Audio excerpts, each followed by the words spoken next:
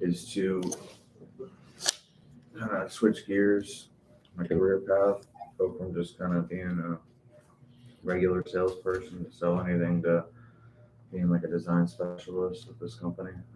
Design specialist. That's my goal. You design this room a little bit better? No, well, it's for bathrooms. I gotta figure out how to put a new bathroom in here. You get my other glasses in the compartment. Yeah, the compartment. Hit the compartment. That's good. Thank you. With any luck, that'll all come back. Well, should be fine. Shouldn't have any issues with that. I went to go do the drug screen the other day and found myself noticing some frustration because I scheduled it and was told I could go to any, whatever it was called, Quest Diagnostics. So I go to fill out paperwork and I do that and I go all over the place. I can't get an appointment. I'm on the phone with a robot. I'm just starting to get irritated by the robots. And then finally, it was just like I felt it building, just like frustration. And I made an appointment. I found a place, made an appointment locally, go there, and then they tell me that I can't go there because the paper that I had was only for a specific place. So I was given incongruent information from the company to the drug screen place. I had to deal with that, and then by the end of it, I just started laughing. Just let that shit go. Because it all worked out, so rescheduled for Monday. No. Okay, all right. Do you have one though? Little one, come here, little one. Sit right here. Mom has two.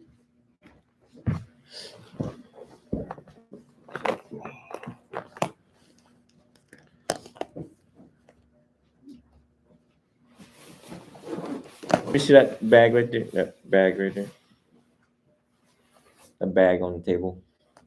The fanny pack? Yeah. No, the bag. Paper bag on the table. Paper bag. There's no paper bag. Oh. There's paper bag in the trunk. In the trunk. Go grab everything in the trunk for me. Oh, I have a legend bag? No. There's little tiny little small bags. Is that back there? Like the T-Mobile one? Bring those forward. I just need chargers.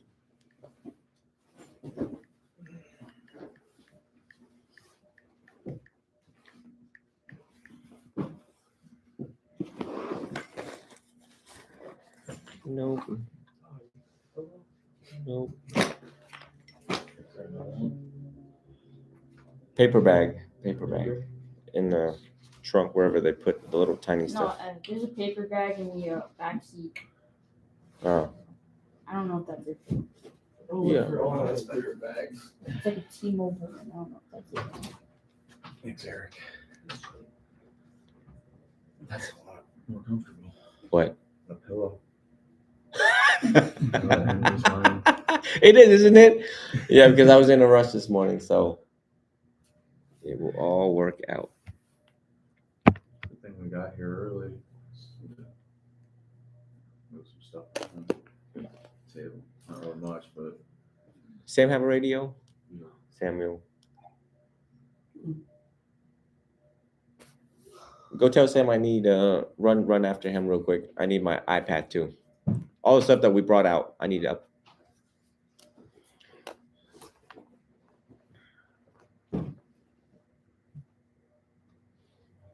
Very good talk today.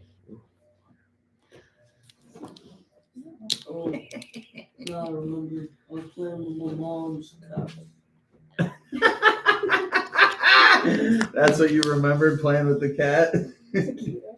Yeah, and Burrito loved me enough. Oh, no. I'd rather him. He'll pause me and smack me in the face and bit my leg. It was a feisty one. He caught me once. It was a good paw. Got me all on my hand. Paul, son. Oh. So yeah, go ahead. Sorry. He has big hands. Mm. He's a big cat. He's from Africa. From a place like it's funny. It's called Djibouti. Whose booty? It's a place in Africa. The country, Djibouti. I know. And when I was studying anthropology, we had this very exciting professor, Professor Bonanno, and he was talking about a tribe named Muti, but just like the whole anthropology thing threw everybody off. Like it just about Homo sapiens, Homo habilis, Homo erectus, and then you have Muti. Like we were, but his energy. It wasn't about the academic study. It was about the energy that he brought to the classroom. He was all over the place, and we were just like, "What is happening in this class?" But he was a really once you understand his baseline that this is who he is, you realize that he's a really good professor. I really appreciated him. But yeah, awesome. Awesome. You mind plugging this in over there for me, right to your left.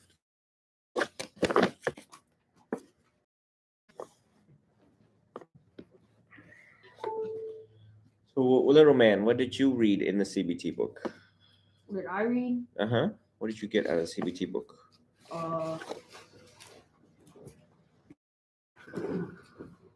Stop. You reading it at the house? I mean, I learned that if you Just leave it. Huh? Oh boy.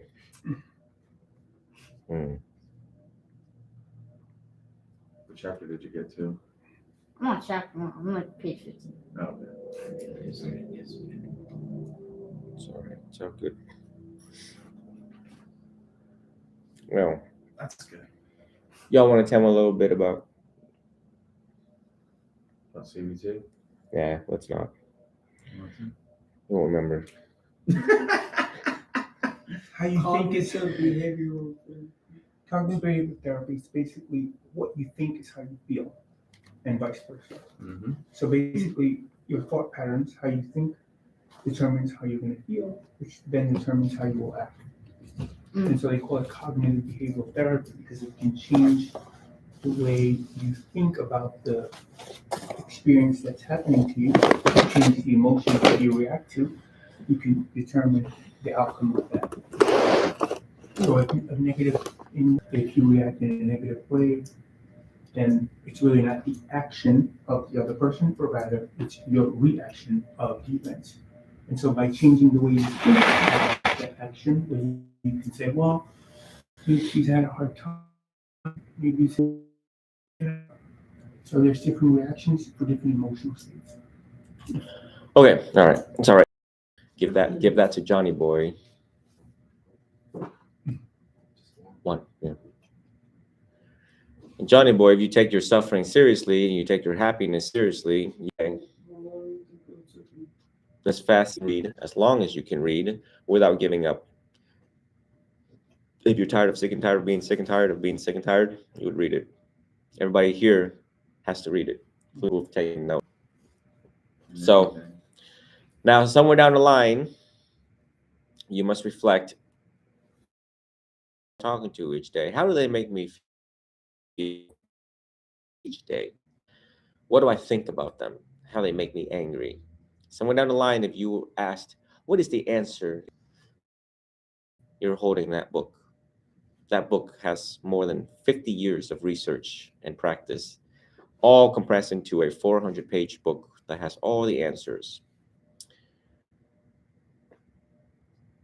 I will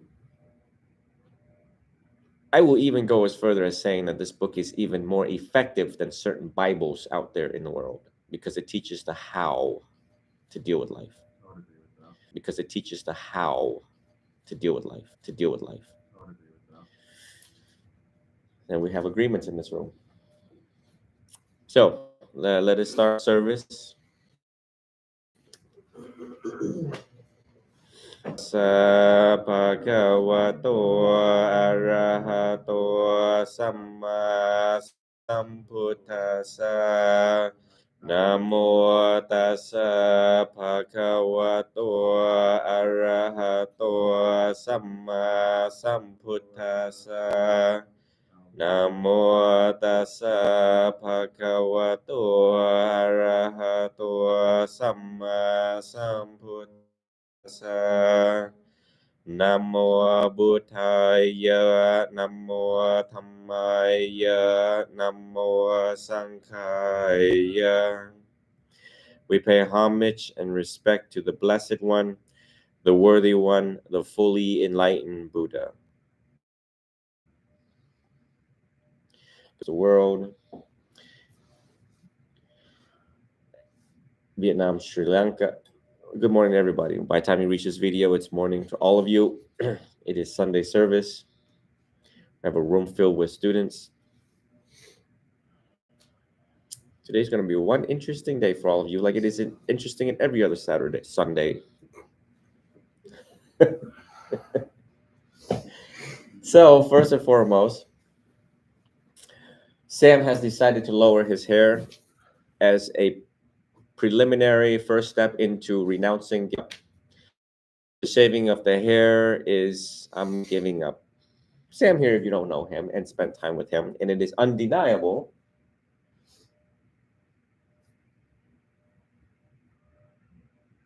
that he is intelligent, but somewhere down that line of it sacrifices the ego, does it not? It does.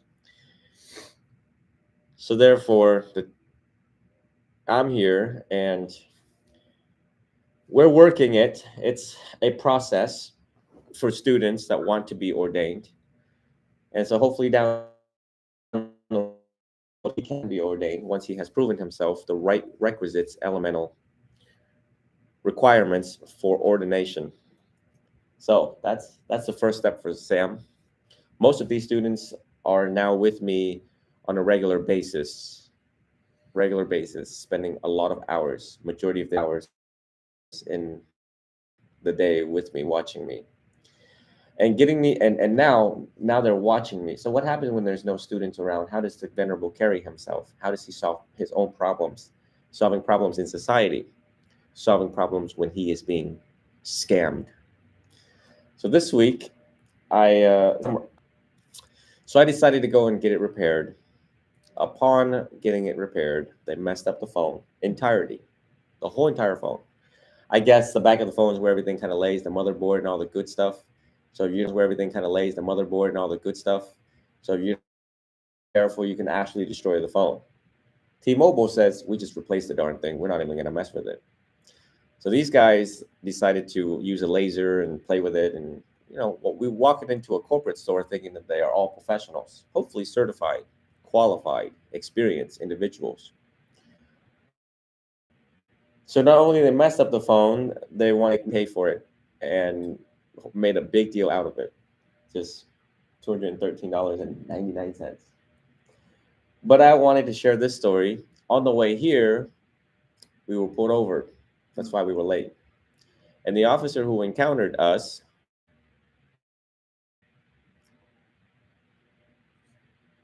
mind you,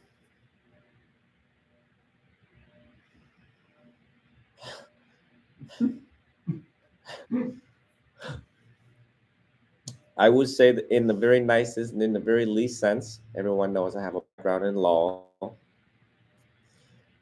Somebody woke up on the wrong side of the bed. You figure with all this stuff going on with police reform, that they had time to think about, I'm in a police uniform, maybe I should be courteous and respectful.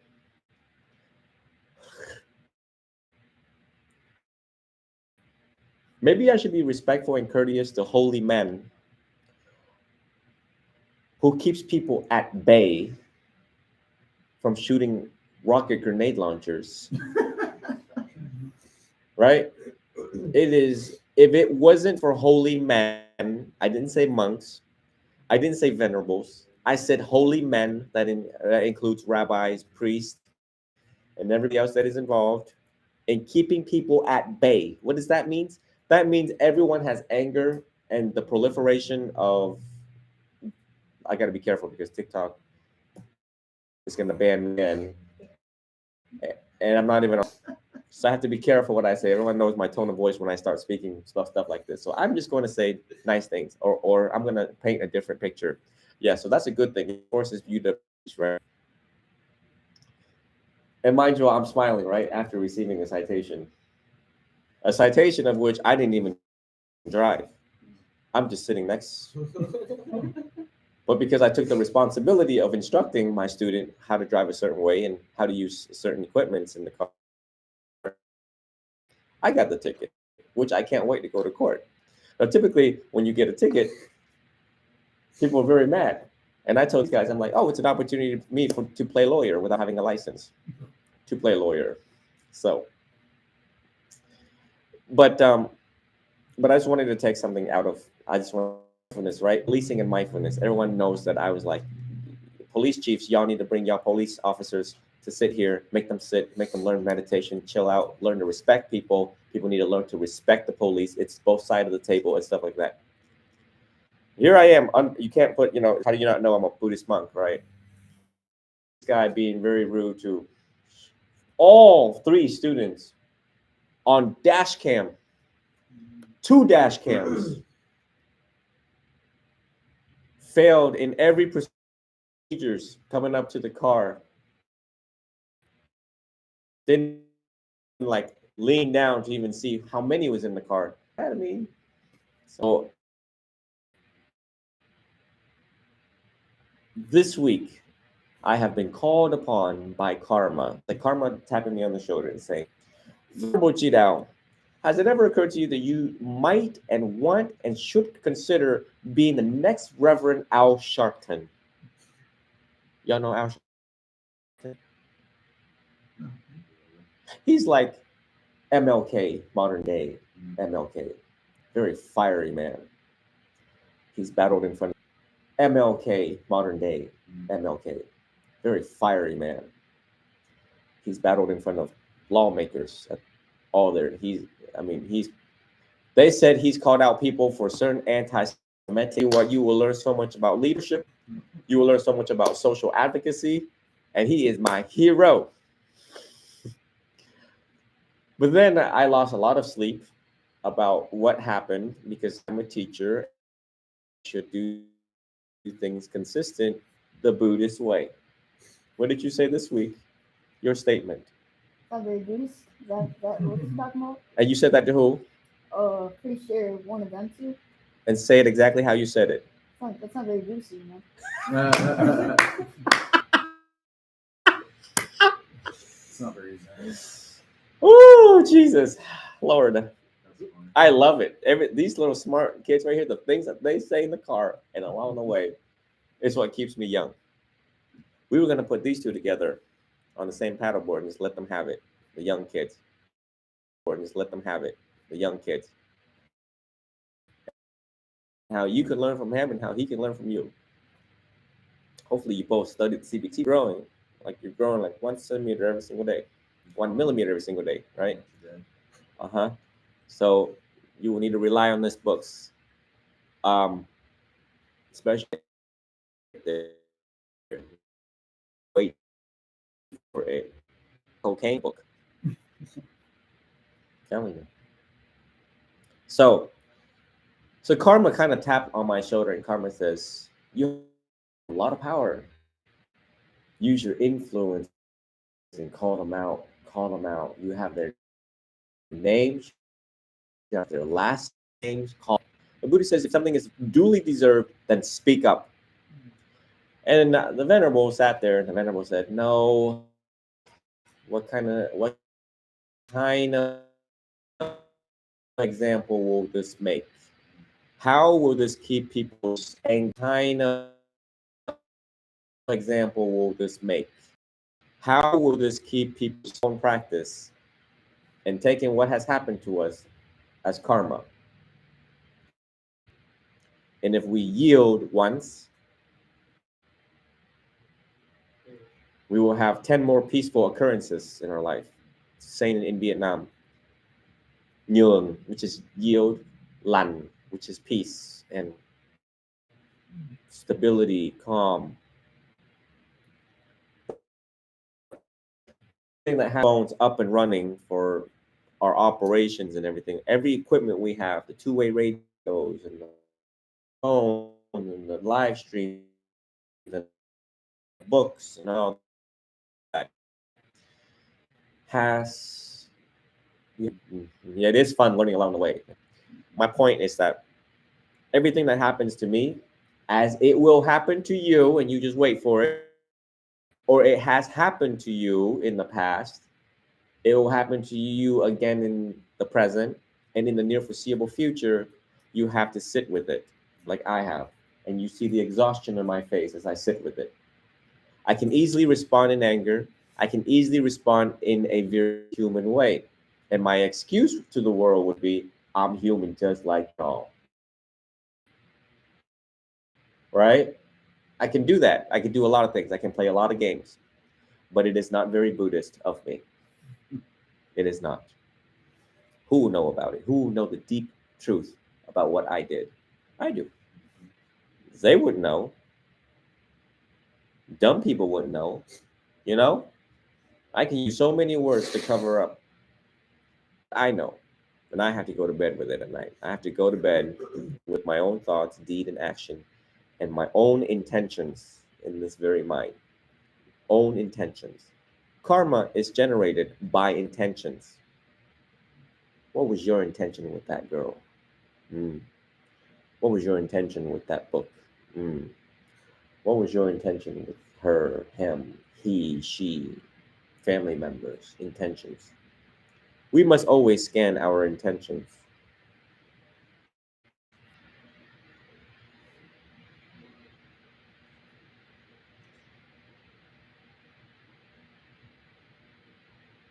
I got a student named AJ in New York that goes back to my Sunday services and take notes. Literally certain things that will stick out, like how it sticks out for y'all.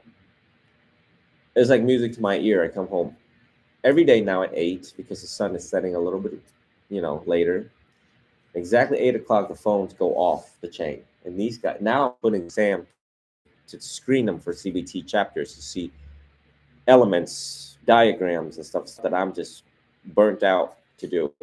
I'm like, here, speak to Sam. So Sam is now screening them, and Sam's like, oh, take a picture of your notes. I want to see it. And they're working it. It's the process, right? It's the process of that, making it work.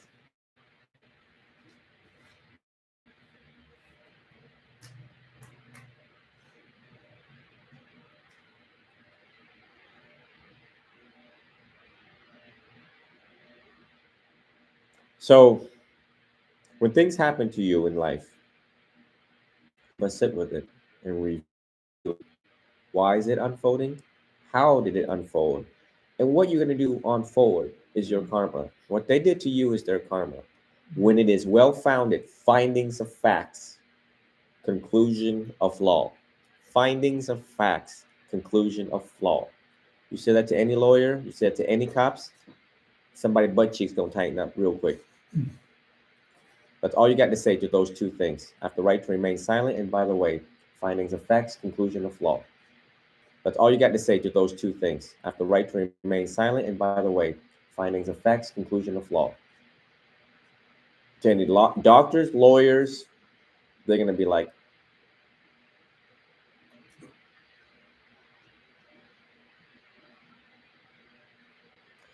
just like if you ever catch a monk doing anything wrong, all you have to say is greed, anger, delusion, and if you say it in Pali, it's deep. Lopa, moha, dosa. Lopa, moha, dosa. And if you catch a monk being greedy, you go over there and you said, "Good evening, venerable. Please be mindful of your tangha. Be mindful of your greed." Somebody left cheek's gonna tighten up real quick. So anyway, I just wanted everyone to reflect on the week as karma still unfolds. What will wait in store for us? What will wait in store for me? And how I deal with it? Obviously unmoved by them. Hopefully it strikes to you all that I am unmoved by it and I sleep real well no matter what happens. Right? At the end of the day, if you're still breathing, walking, talking, all 10 fingers still work, all 10 toes you can still wiggle, you're fine. Let it go. And return back to the breath because it reminds you that you are here in the moment and you're fine. psychological suffering is man-made, is you made it. The story you told yourself in the moment. The story you told yourself in the moment. Inflated self-ego. Ah, how dare you do that to me? Who do you think you are? Do you know who exactly I actually really am? The story that we tell ourselves. What we do here is to deconstruct all of that. What happened to us while when we were younger, the stories we have told ourselves that fortify the ego. The CBT techniques is to relinquish the core beliefs, the deep down core beliefs, relinquish, dissipate,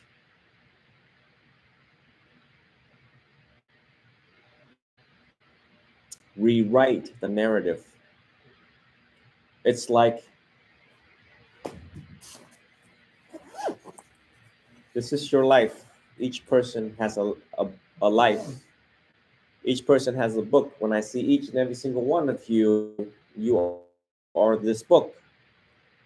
But it doesn't have to be like that. Ain't gotta be like that, bruh. It ain't. It don't have to be like that. It don't have to be about pain, sorrow, suffering, guilt, shame, misery, sorrow.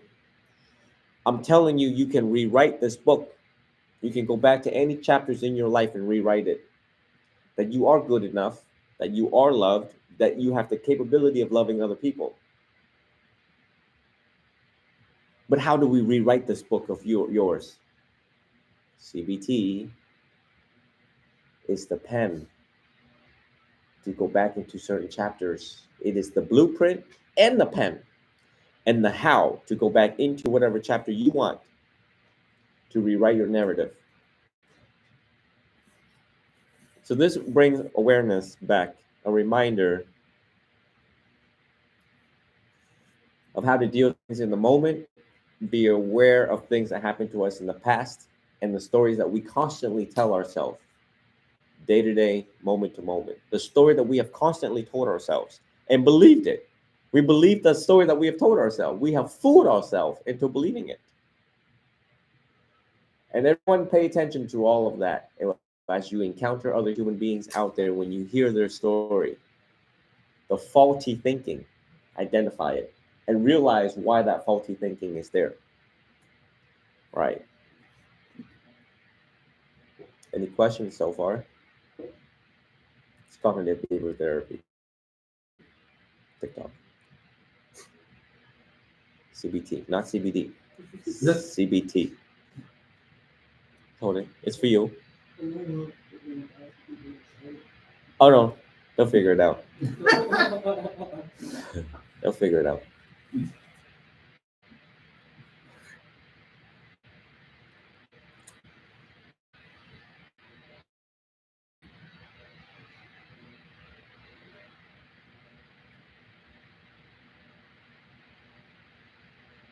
The good times and the bad times. We've had fun this whole week, yes? Well, you don't, you just have fun. We have to deal with stuff in the back end, right? The good times and the bad times, right? But that is the mixture of life. It's too bad that I can't take all of you with me. One day I'll have a school bus and you all can just, like a flock of duck, you know, like a mother duck, quack, quack, quack, quack, quack, quack, quack. And they got like 10 of them behind them. Hopefully one day I will just quack, quack, quack, quack, quack. You know, 10 of them, they're like, oh my God, who's this monk? Why does it have like, you know, like this quack, quack, quack, quack, quack. You know, 10 of them, they're like, oh my God, who's this monk? Why does it have like, you know, like 40 people behind him to watch life unfold? And Eric, to my surprise, that you stuck around during the bad times also. And so powerful for you to see the good times that we have and also the challenging times in the life of a venerable or any human life, and how we're going to deal with it without getting arrested. And how I don't personalize it, right? Everything the book taught, I now have to walk the talk, right? And not personalize it, and to deal with it in an intelligent way, of which I did. Every word that I used gotta be on point because they can twist that word around any point in time. The store we were at, there were cameras, audio and video, and now in the emails that I wrote will be subject to public view. Now in the emails that I wrote will be subject to public view. Whether the Bay News Action 9 and all that's gonna get involved in that. Because it was just epic. It was just epic.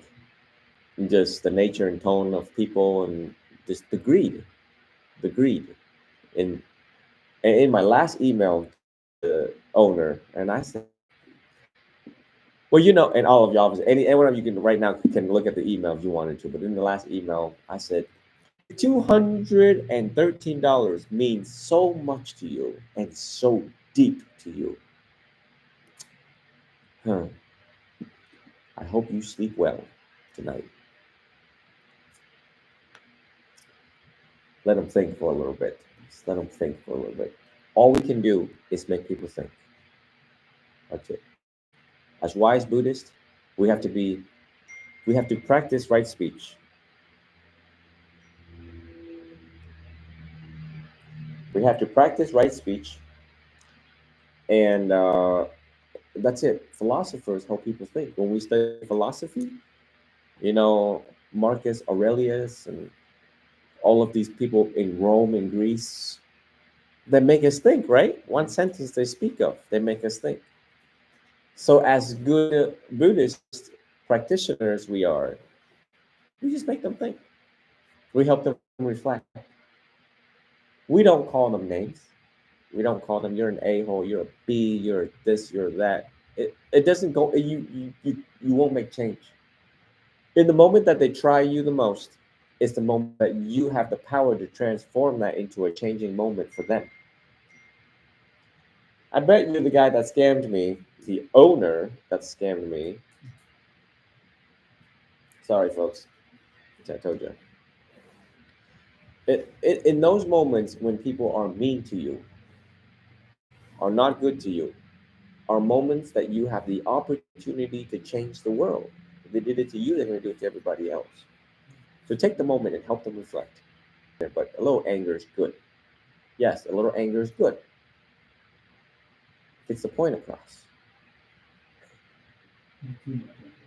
Not too much anger. Not. How do you know it's too much? Is when you start to lose your mind and you're no longer. You can't formulate words. You're sweating. Your fist is shaking. Your veins popping out. When you have lost control of your physiology, of your physical body, that's when you realize you're angry a little too much, or you want to throw stuff. Not good. You've handled things very well, Mr. Samuel. And many of you who I have not gotten to witness, but I can only speak of what I have seen for myself. The guy that broke your door to the van. He showed up to class drunk. He showed to class drunk, drove drunk, failed to follow instructions wisely, went to the wrong door. The office door is the only door that is open in the whole plaza of 6 doors. How do you mistaken one of 6 doors to be the one that's open and the one that where we are? We're also all Asian. He was talking to African Americans. We're all Asians, and the guy was so drunk that he talked to black people and not realize that, oh, why am I talking to black people instead of Asian people? That what? The precept of keep from intoxicating substances. Just the things that you all do not get to see, they will remember for a lifetime. And if I'm dead tomorrow, they will be left to tell the story. I tell you what, they will be sitting here, they will fire this up, they will tell years of stories that have been accumulated. And if you don't remember the story, go back to the GoPro. That's right. That's why the GoPro is always with me, because you can't make this up. Or the black boxes. Whatever. Or the dash cam of that cop. Right.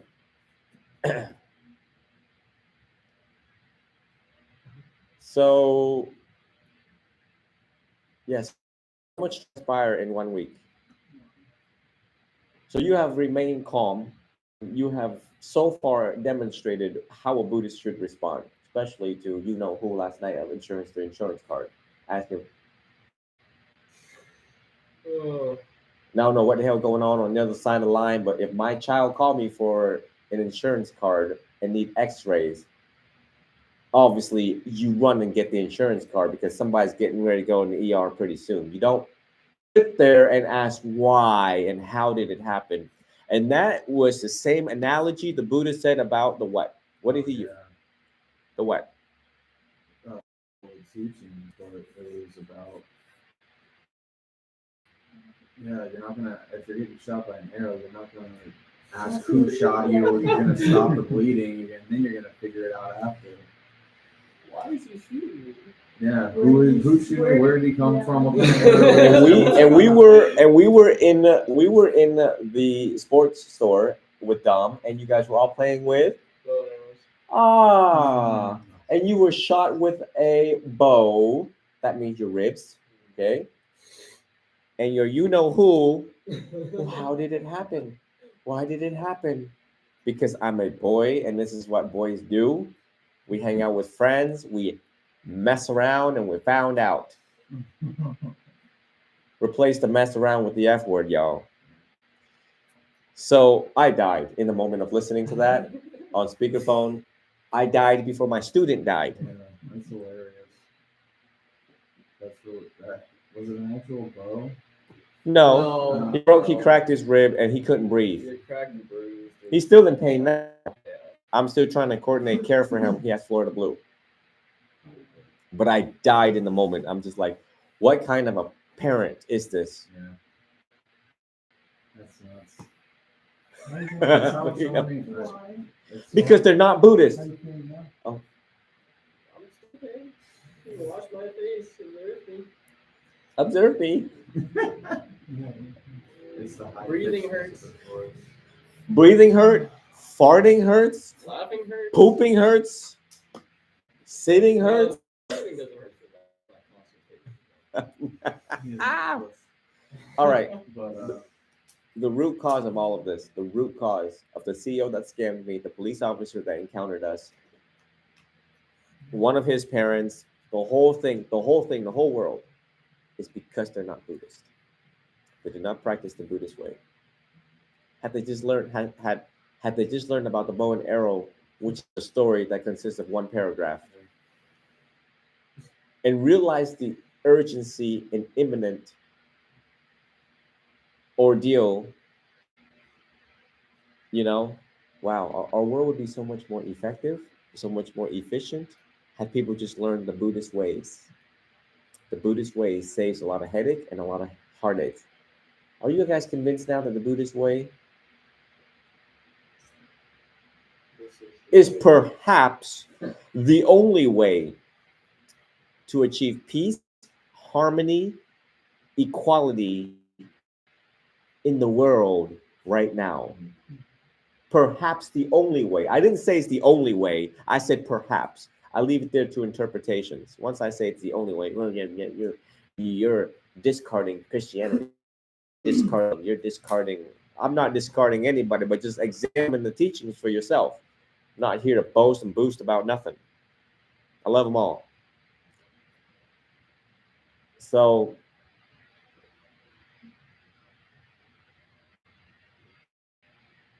who meditated this week? Johnny Boy, did you use meditation this week? You learned some stuff yesterday. Everyone, fix your posture. Back straight, shoulders relaxed. Back straight, shoulders relaxed. man, What happened? how do you forget to do both of that? We were at Publix, and I wanted to make a joke. I was like, "We should get a habanero pepper," and I was on board. he was on board, so we got a habanero The pepper. pepper challenge. Yeah, Oh, that's up the office. he ate the stem too. He ate the whole thing. Yeah, y'all were, I was like, should I eat the whole thing? And he was like, I don't know, maybe she took it wrong, dude. Yeah, it's whatever. No, my sister, oh God. Oh God almighty, I don't know what type of demon was in that. The most harm is my throat. It was so bad. So bad. I cannot imagine it like if she had a tail on the weekend. Now, did you know in the moments of burning and it's killing you, that primary pain, and you stay calm enough in the middle of sweating, because I know I've tasted some of them before, ain't that bad, but I'm very low tolerant when it comes to spicy stuff, right? In those moments, if you're able to stay calm and back to the in breath and out breath, you reduce that intensity by like 40%. Because now your brain is now thinking about something else versus that. Because once this is inflamed or whatever's going on, kicking your ass, that's all it's thinking about. That's all it's thinking about. It's like, oh my God, right here, pinpoint, pinpoint. But the Buddha taught you, okay, all right, you're in pain, got it. Redirect your mind right now. Redirect your mind right now. In breath one, out breath one. In breath two, out breath two. Analyze the temperature. You start to move the mind away from the primary and introduce it back into you're just like, it's like in the middle of a fire. You make your mind into a scientist in the middle of a fire, and the scientist has to analyze and figure out what do you want? What do you want me to do again? There's a fire over here, but okay, stop worrying about the fire. I need you to look underneath the microscope. So down on the couch and So very good. on the couch. So very good. Like I took it and I was like, I'm gonna thug it out. I'm gonna thug it out. You know, like, do you want the plan? Because we got this drug called plan. And I was like, no, I'm gonna do it without it. And no, I'm gonna do it without it. I need the extra support. Oh my God. the I extra was looking support. like a gorilla. I was like, woo. Oh, like Flying him. everywhere. Oh, he thinks that he's the Hulk. I was punching my stomach. I was like, oh my God. It's worse than you think you lied to me. It's worse than what you said. I said it was pretty awful, but to bring it back full circle, he ended up, I would say, dealing with having to get a lot of water, almond milk, and Gatorade, and all this stuff, and then finally was able to sit down on the couch and relax. And after a few minutes of that, he's like, "It's gone. It's all gone." Like the spice stopped. It was just the stomach. The stomach pain was just horrible. But then you stopped and you meditated for a minute, about 5 minutes, and he like pops up again. About 5 minutes, and he like pops up again. Good, it's all good. But what did that teach you suffering? You know, it's fun. Don't say that. Well, it's okay. Yeah, suffering can be fun, but how suffering didn't last, right? It didn't last. Yeah, that's what I was thinking. It's just temporary. It's a cool experience to burn, feel like you're burning, and then stop and burning, and you're just shivering. Your body isn't matched with the heat. That's all right. Just don't get an ulcer by 20. Yeah. Did you meditate this week? Yeah. Okay. It's been so far for you. Slowing down, still Yes, still slowing hectic. What's going on? Slowing down. So I might learn to close to 1,000. But it's slowing down. Still involved with family, right? Still have family. No, I actually turned that around. I'm actually just focused on this and some other jobs. Good. So my life is affiliation and that. Okay. So I the questions of your questions and what I say. The one thing about you two right here, two of you right here, very family involvement right now in your life and the attachment to it. I mean, siblings and everybody involved. And I just wanted to share a short story with all of you. So my grandma was like the oldest on the maternal side, and my dad, I'm number 3. He's number 3 in his line, so hierarchy. We have a very extended family. When I was this age, 11 and 14, I figured it out that there was a lot of drama. A lot because the family is so big. I mean, the family it literally is so big. I think we need like 3 school buses with the amount of cousins I have. I don't know who they are. And uncles and aunts, we know always Mr. Jin is number 9, Mr. 9 or Uncle 9. Yeah, bà 6, bà is female, denotes 50 or 60 years of age, 60 years of age. Number 6, 6, 1, 3, 4, 5, 6, 7, 8. Okay, so meet any Vietnamese people and be like, do you have siblings? Yeah. Your uncle number 6, tell me about him. And they were like, what? Dang, about the number. So I was out on the beach, and like one of my cousins came up to me and said, "And me," and I'm like, excuse me. That's my home name. No one knows that. That's like super secret CIA name in the home only, like how your parents have a certain name for you. And me. What? Okay, Vietnamese don't look black, but this kid was black, and I'm like, what? I'm like, I mean, he was very dark skinned Vietnamese. You know what I mean? I'm like, because he worked out at the beach. He was, cleaning the chairs and stuff. Like, I had to readjust my seat. And I'm like, you know me? I don't know you. You Vietnamese? I spoke in Vietnamese. And I'm like, well, obviously he's what? I was so confused. I'm on vacation. I'm kicking back. I'm relaxing. He comes up to me and calls me about my Viet name at home, at my home name. So anyway, to let you all know, and then of course one of my aunts like, when you get out there and you on vacation in Vietnam, don't get in no fights because you might hit one of your cousins. I know it. And I died because that was a real example. It was one of my cousins, like aunt number 6. What? That was crazy. But anyways, oh. But I figured out like the aunts and uncles, they were all full of drama. The money situation, how we live in the US and we're a little bit better off than they are, and they ask for money and like that mess too. And I was just like, I don't want to hear about this anymore. My mom came on, and she's in my ear about this, and she's arguing with them, and they're arguing with her, and I'm like, oh my God, I'm 14 years old. I have no peace in my life on vacation in Vietnam. And they're asking me like, well, did you bring us back anything? I'm like, there's 50 of you guys. Did you expect me to bring 50 iPhones for each and every single one of you? It was exhausting. The bickering about the money, the bickering about power and struggles and properties. At 14, your age, dealing with like adult level stuff. And then so I said, I did. And then I realized where I was in the family. I realized that I was the prince in the family because of my grandmother's hierarchy. She was the oldest one, and then my mom, and then my mom had me. So somewhere down the line, the hierarchy of families, that. And I realized, oh my God, you're a prince, just like the Buddha, Siddhartha. I was the little Siddhartha in the family. So I'm like, oh, well, it's another monk from Vietnam. So I'm like, ooh. So I told everyone, and I says, when I come back here in Vietnam, and I don't want to hear any bad news.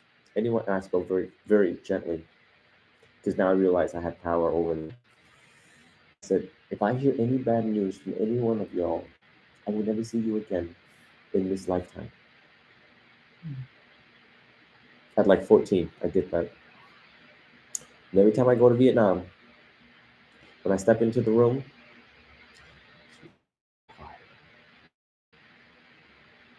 and I love it. And I love it. Why am I telling you this? It's not about me, it's about you.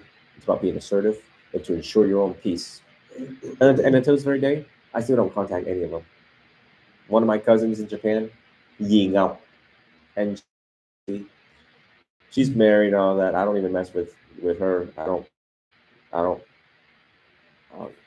I like my peace a little too much. And that is just to teach every single one of you all. Anyone that disturbs your peace, even though they're family, suspension.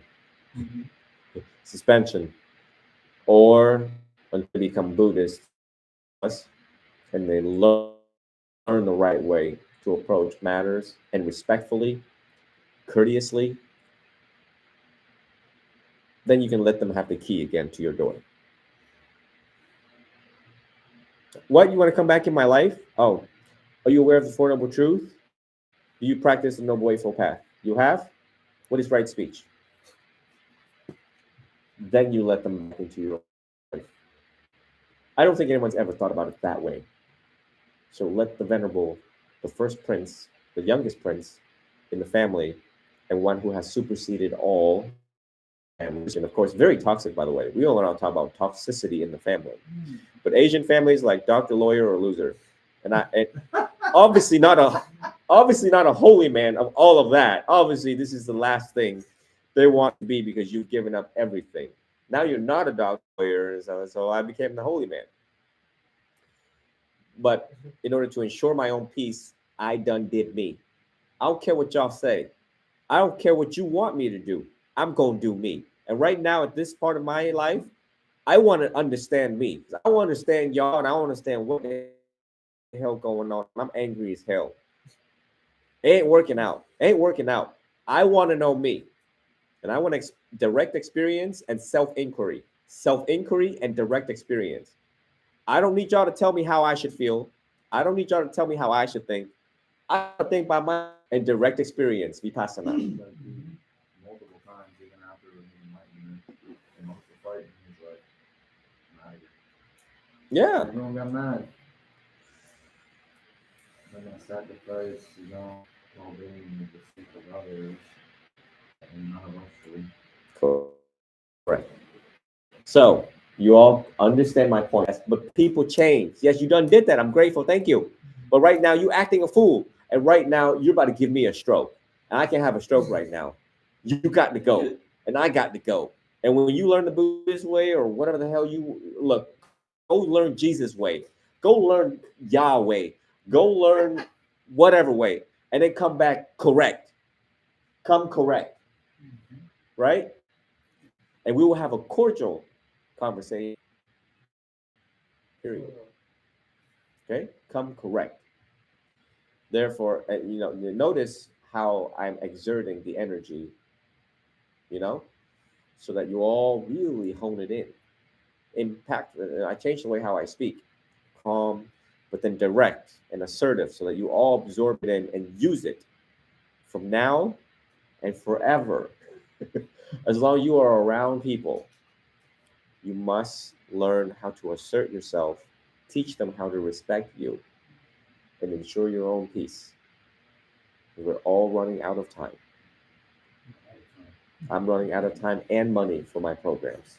Pretty soon, you're all going to have to get your finances together and contribute back to the program. So we have things forward with saving money for Vietnam and whatever the hell going on. Figure it out. Get November 9th,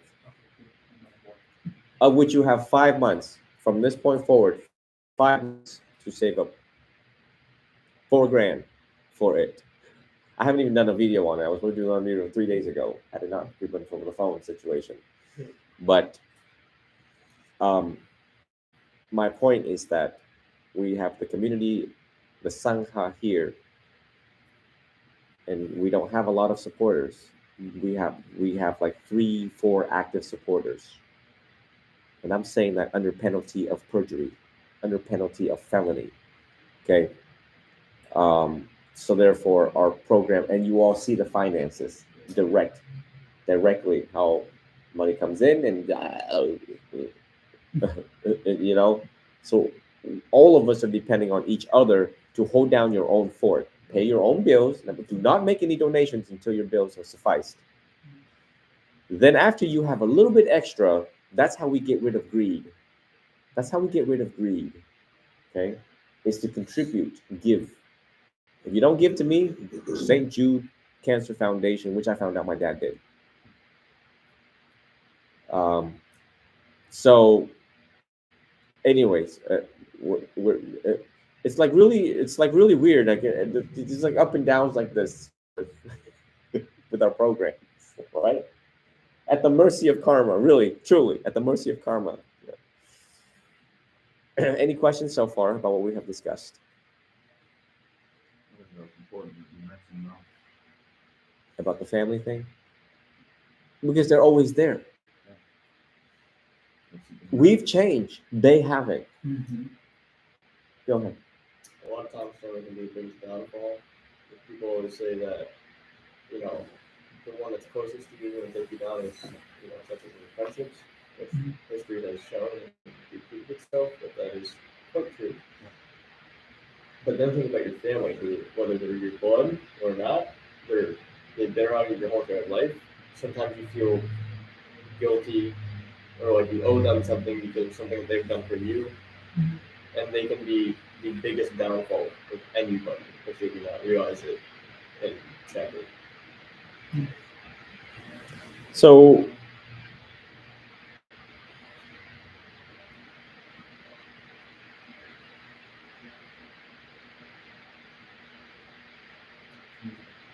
yeah, go ahead. And when you stretch, stand up, stretch for a little bit. Bathroom, pee, drink water for a second.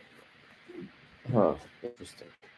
We have my OGO little one. Grab me my backpack again. Drag it this way. Okay, thank you. Please and thank you.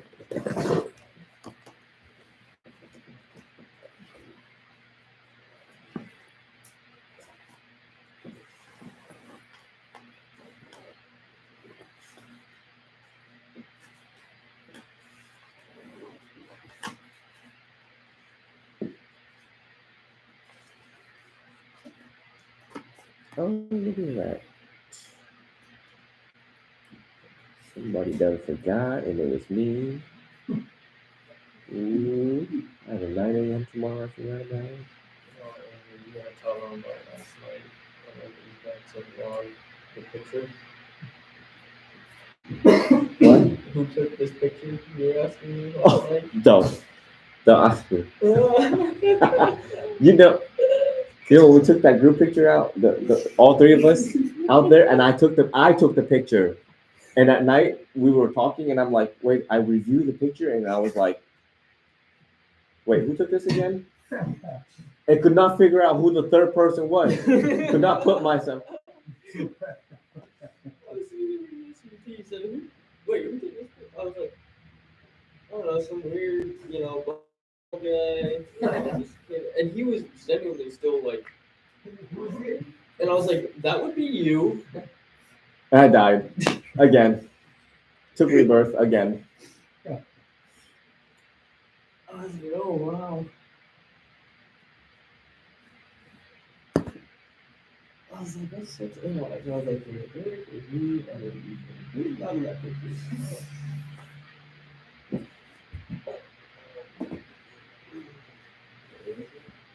What is outside? Yes.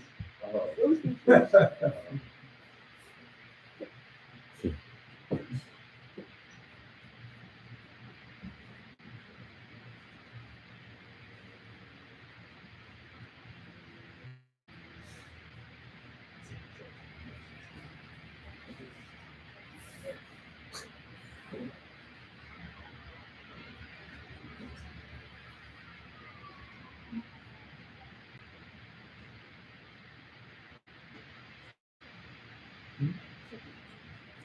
So in the forthcoming days, depending on our fundings,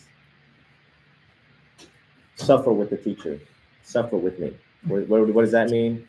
Oh boy, word suffering is actually an awesome thing and a necessary thing when you know why the suffering is necessary right now. If fundings are low, we can't continue our operations out there. Then we will sit and we will review. We need to solidify CBT. I think you all have seen the amount of notes that I have to review for Vietnam.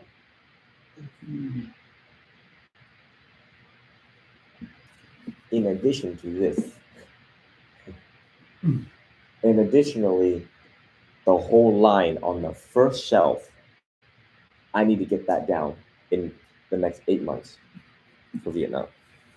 So therefore, I think it's a good time for your monk training program, CBT, CBT, CBT, CBT.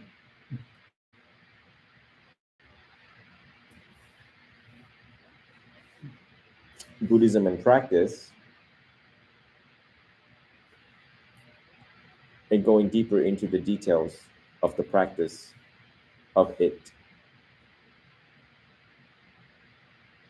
The other thing I forgot to mention about the family thing, one element, the one very important element. Why are we still attached to family members? You need to ask that. You need to ask, why am I still attached? Because you are dependent on them. And the Buddha taught, learn to walk alone because not everyone lasts forever. I'd rather walk alone than to walk with. So therefore, it teaches you to be independent. You don't need their emotional validation. You don't need a lot of things. Not their time, not their this, not their. If they're causing you peace, you have to suspend the relationship for now. Get a second job, get a third job, suffer, go directly into suffering. Do it. I am instructing you all to suffer because I had to, therefore, you have to in order to learn direct experience. In the days of yesterdays, when I argued with my parents in my 20s, I left the house with like $20 in my pocket, went and lived with Joshua in a mobile home. I don't know how I did not get cancer from that mobile home. But that bathroom in there was bigger than the room that I was occupying sleeping. It's a mobile home. How it's literally a mobile home, a straight vertical box that is so old the dinosaurs would die sniffing it. And I was in this room smaller than that bathroom, enough just for a bed and I don't know, clothes were hanging. That's all I had was a bed and clothes. And I worked at Hanu's Jewelers and came home. I came home and fought with Joshua, who didn't want to go to school at Bayside High School. So I'm like having to go to school and like figure this out. And then here's his mom. He's not going to school. And I'm like, Joshua, get your ass up, go to school. I had oh my God, it was horrendous. It was horrendous, but it was suffering, but it was good suffering. Because had I not suffered that particular way, I couldn't be a teacher. You can't teach suffering if you haven't suffered that bad yourself. Bud, who came to the house, Buddy, took me in. I was living with his girlfriend, Christina, and Bud. And I leave all of my belongings there while I was on the streets 3 times in my life. 3 times. I don't even know how I look this young. Isn't that amazing how I look this young, dealing with suffering? So that's the value of being with me, is that you get to meet real life people who've walked my life with me, been there with me, watch me fall, watch me crawl, watch me fall and crawl, and still went back up, that the world has ever seen. So therefore, when shit hits the fan, you will go directly into suffering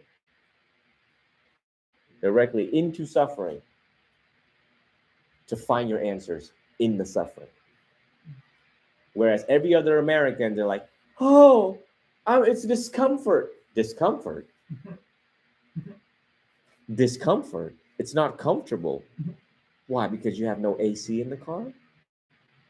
Oh. Discomfort. Why? Because you don't want to pick up the phone? Right. We Buddhists go directly into it. We will do what needs to be done. It's no different. When I said, study what needs to be studied, said, study what needs to be studied. Practice what needs to be practiced. And when it's time to do what needs to be done, 2 jobs, 3 jobs, do it. Just don't kill yourself doing it. Sleep well, eat well. Learn to tame people at your workplace. Right. Don't get taken advantage of. Learn your laws. Learn OSHA. Learn how many hours, breaks. Learn all of that. See, you have to utilize your intelligence. Right? You just walk in, people will use you for what you can be used for. Mind you, the last phone call off tonight. What happened? Someone took advantage of somebody working in partnership and did not know the law and will not use the law to make it equal. I still have to use that employer because I employed him. But if he wanted to listen to his Oh, lawyer. no, that and his family. We won't name names. We won't say who. But I completely trust him. He's a good guy. He would never do anything bad. And I was like, no. Therefore, the Buddhist, the active current practitioner, again, utilizing intelligence. If it's written, read it. If it's written, read it. If it's written, read it. Remember it.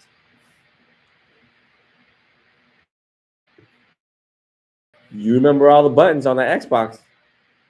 Oh, yeah. Uh-huh.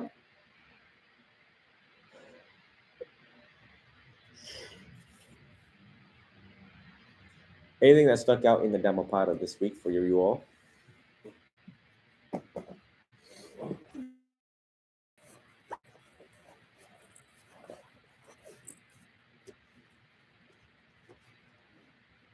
Page 169, 14, the Awakened One.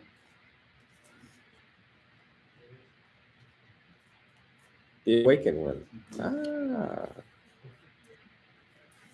The Awakened One.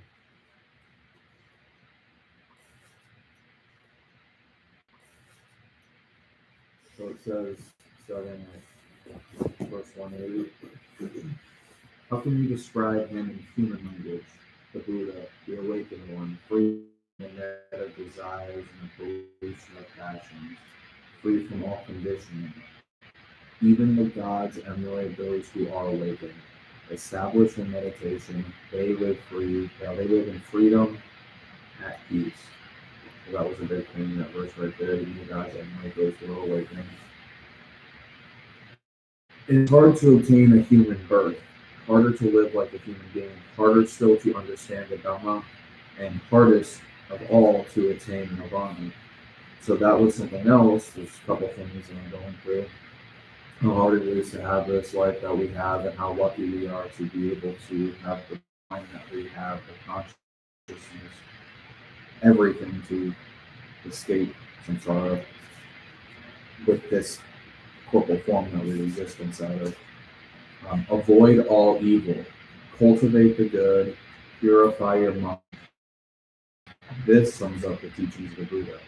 Cultivate the patience that endures and attain nirvana, the highest goal of life. Do not oppress others or cause them pain. That is not the way of spiritual excellence. Do not find fault with others. Do not envy others, but live in accordance with the Dhamma. Be moderate in eating and sleeping, and meditate on the highest. This sums up the teachings of the Buddha. Even a shower of gold cannot quench the passions. They are wise who know the passions are passing and bring pain in our way. Even the celestial pleasures cannot quench the passions. They are true followers of the Buddha who rejoice in the conquest of desires. Driven by fear, people run for security to the mountains and forests, to sacred spots and shrines. But none of these can be a safe refuge, because they cannot free their mind from fear. Take refuge in the Buddha, the Dhamma, the Sangha, and you will grasp the Four Noble Truths. Suffering, the cause of suffering, the end of suffering, and the Noble Eightfold Path beyond suffering. That is your best refuge, your only refuge. When you reach it, all sorrow falls away. Read it there. There's a lot there, but it's one of the strongest things that I've read. Did we read 169 all the way to 171? It was 180.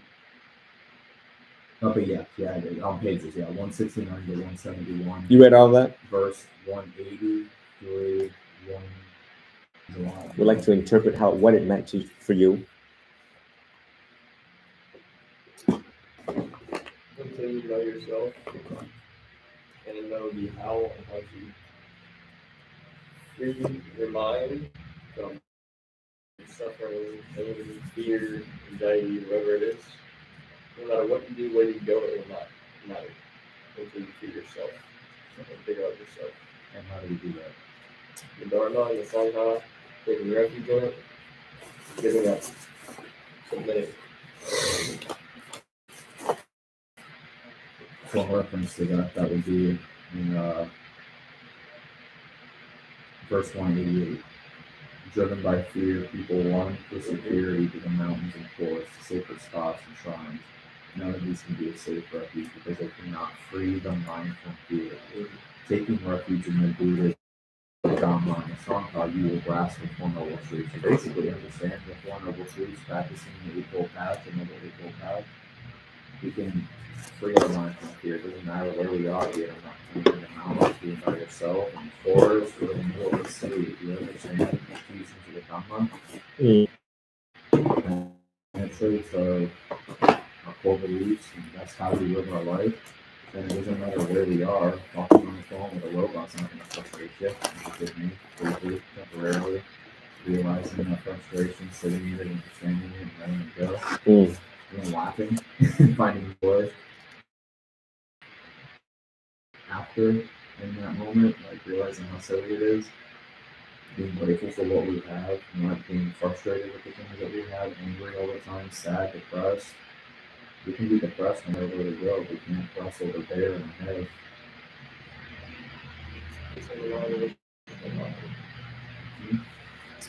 One of the things that I personally like about this whole thing is that it talks about that. It talks about using the Four Noble Truths and understanding the Four Noble Truths to suffering.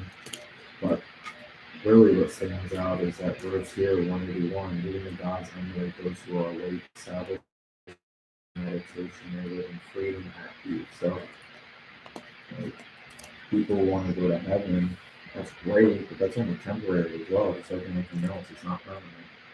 So even if we live a great life, have a great death, when we take rebirth, something different than the story.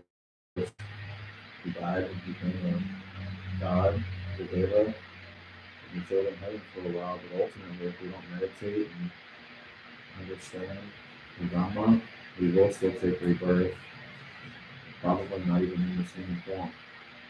We lower than that and have to work our way back up to where we are now, which leads to how important it is to take advantage of this life that we have now. To take advantage of the time that we have here, to understand peace, to free ourselves from suffering, to achieve nirvana. Maybe more use our time very wisely. What's the difference? It just sounds a little bit more rigid. Overanalyzed. Objection. Overanalyzed. Is what it is. Yeah, I get what you're getting at. Need to analyze the concept of the sentence, not the word in the sentence. Even the gods emulate those who are awakened. Let's talk about the little hungry ghost that runs around in this building. Do you know there's one in here running around this building? Yeah, there's one running around this building. Remember the days when the lights flickered? Yeah. You were here, right? Okay, well, me and Christina were on the lights, and we're like, what the hell? Like, Christina, did you pay your electricity bill? Hmm? And YouTube works, everything works. Sometimes nothing works here, but only here. What does that tell you? That there is a hungry ghost in this building that pissed off and mad as hell, did not learn the Dhamma. Now he's this guy teaching the Dhamma. So of course, like now we don't want you to know because I didn't hear it when I was a human. I'm going to shut everything you have down so you can't preach the Dhamma. Even the gods emulate those who are awakened, established in meditation, live in freedom, at peace. We all need respect. We all want respect from other people, family, society, and all these little humans with two eyeballs running around us. Do we actually need their approval and validation? Right. Correct. We don't need, don't want, don't need, don't. Buddhists believe even the demigods in one of the six rebirth realms emulate those who are awakened. That could be any of you. Any of you who are mindful in the present moment, not thinking about the past or the future, the gods are emulating that. They're like, oh, dang, what a human. Why do they emulate us? Why do they emulate if you were to be stream enterers or Sotapans or Anagamis? Because it is hard to obtain human birth. We've already been blessed. Harder to live like a human being. Harder to live like a human being. How would you dealt with the situation that happened to me? Exactly. Would you have responded in that calm manner? I would try to, but I don't know how long my cat can stay in my bottle. Harder to live like a human being. Harder still to understand the Dharma.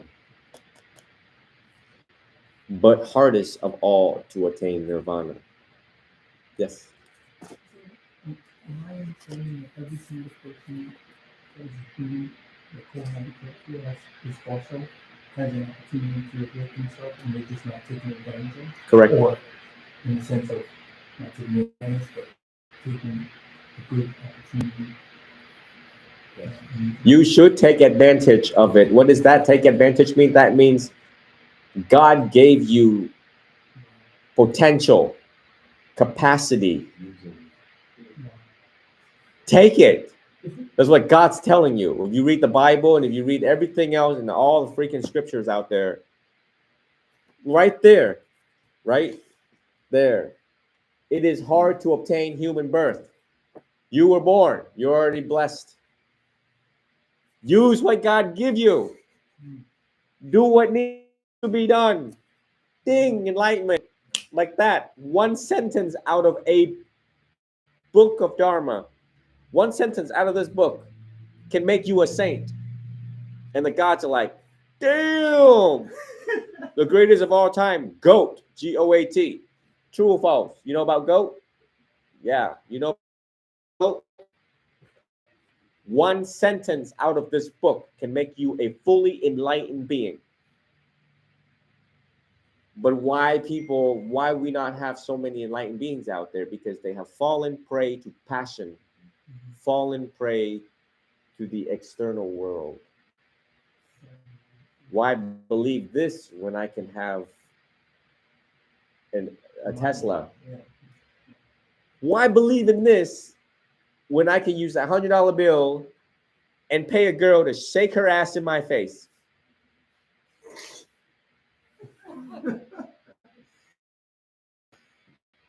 Big booty Judy. You got a crush on a girl yet? No? You that smart and you ain't got no girl at school that you like, damn, what a baddie. I like to get with you, girl. No? Stay that way. I know you. Oh, yeah. You're good looking. You're smart. You're intelligent. You got a damn voice. Hey, girl. Your mama let you date? Yeah. You got some baddies in your school, yeah? That said it all. I said, what you mean, venerable? You see the body language? What you mean? You already know. How you gonna call me out like that, bro? Well, come on now.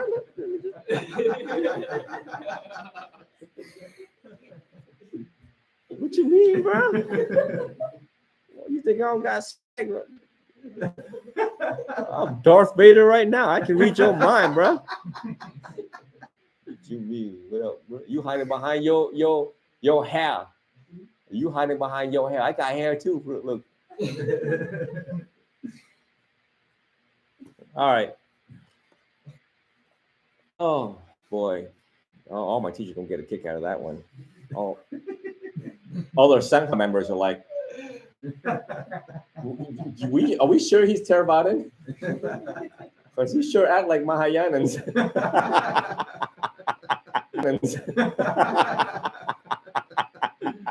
Pretty liberal there. Pretty liberal. It's not very conservative. So yes. So back to it, right?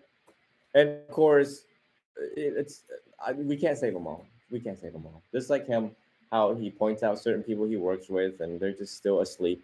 No, but buying through our own enlightenment, buying through our own awakefulness, we talk different, we walk different, we deal with things different. They're watching us. They're just watching us, and then somewhere down the line, it will strike them. What is it about you, Jorge? What is it about you, the way how you speak, the way how you talk, the way how you let things go so gracefully? I like to learn from. It's pointless running to people who don't want help, who are not ready for the help. But yes, one sentence can liberate you. One sentence.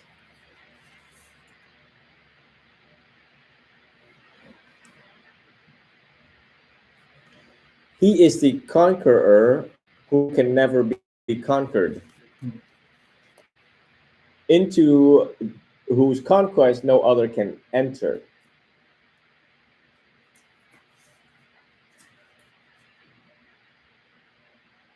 Free of all conditioning, free of all conditioning. And what I said earlier about telling the stories that you have believe in, that means you have conditioned yourself. Life has conditioned you, and you have conditioned yourself. Free from all conditioning. That's what we want. I don't care about the sainthood thing about it, but free from all conditioning. Avoid all evil and cultivate good, purify your mind. This sums up the teachings of the Buddhas. The hardest thing ever to do? Avoid all evil.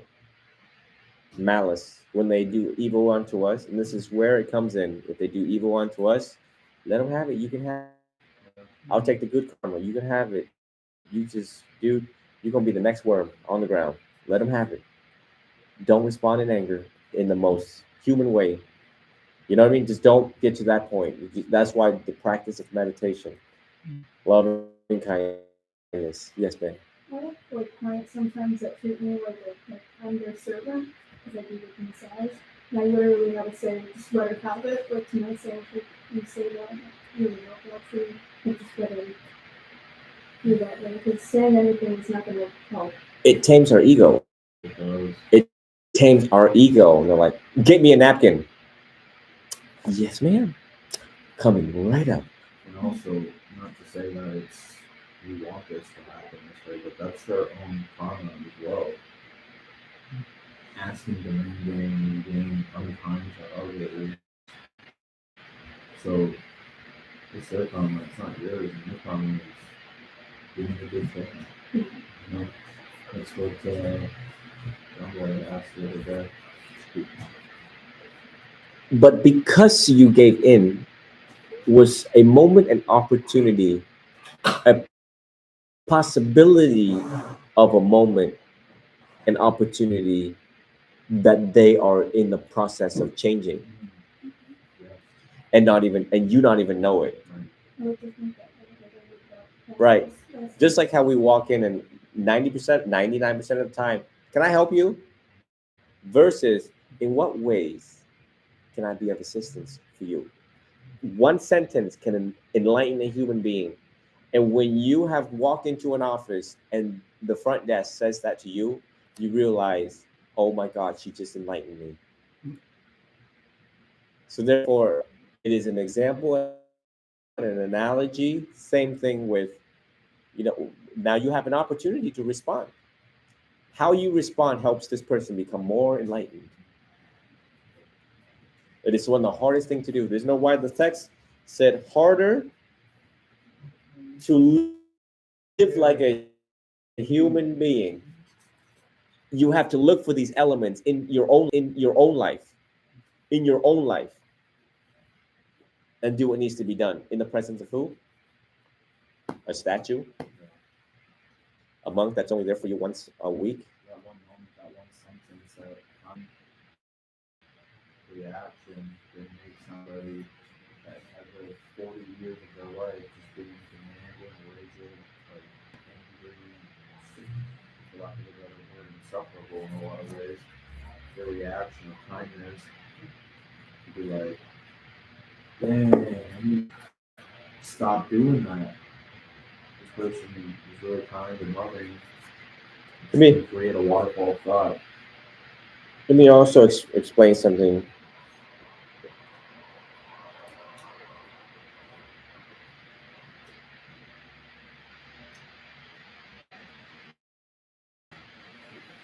Let me explain something to you all. As the teacher that I am, now I sit back and I know a person is full. As the teacher that I am, now I sit back and I know a person is full, or not full, but majority, partial and majority of their life. Just looking at face, they, how compassion arises out of deep understanding. If you study humans, you understand that she's demanding because her whole life she was neglected. She never got what she wanted. She never got what she needed. Look at Maslow hierarchy of needs in psychology. The love, you know what I mean? So now it's bleeding out into the world of Can I go on that? sure. So remember the kid at the park a couple weeks ago? The one kid that was like screaming, Oh, and yes. the mom Yeah, looked like yes. a zombie, just staring at her phone like Yeah, this he's close, seen just it walking before. around. So you could think of that. Sit next to me, late. Put your back on. Take that. 15 Put your back on the wall. Continuously look at that, screaming, demanding. That's very well how a lot of these people that are demanding, you don't know what they are. People when they're young. Of course, we are reading about the Dhamma, and I haven't put you through psychology courses yet, but we have to. I'm trying to find because of reports like that. It helps me understand what is the next book I should give you. But look at the CBT situation. If your mind's tripping, their mind's tripping. Yeah. But the root cause of why their mind is like that is because of nurturing, nature and nurture. And pretty much, when that happens, you just have to your response for a second, hold your response for a second, and just reflect on their life. But this human is really suffering right now. And I'm going to let her have it for a moment just because she's been craving this. It was never fulfilled. Wishes unfulfilled. Which is sad, which is really sad. That's why we have to cultivate ourselves to be the best and good Buddhist practitioner to heal those who needs to be healed. Because if we don't do our part, they become the future terrorists of tomorrow. Terrorism doesn't mean they're gonna blow up the mall. Terrorism. Oh, I gotta watch what I say on TikTok again. It means it. Damn right, they're gonna suspend me again. Just wait for another 5 minutes. Wow, live access and rah, rah, rah.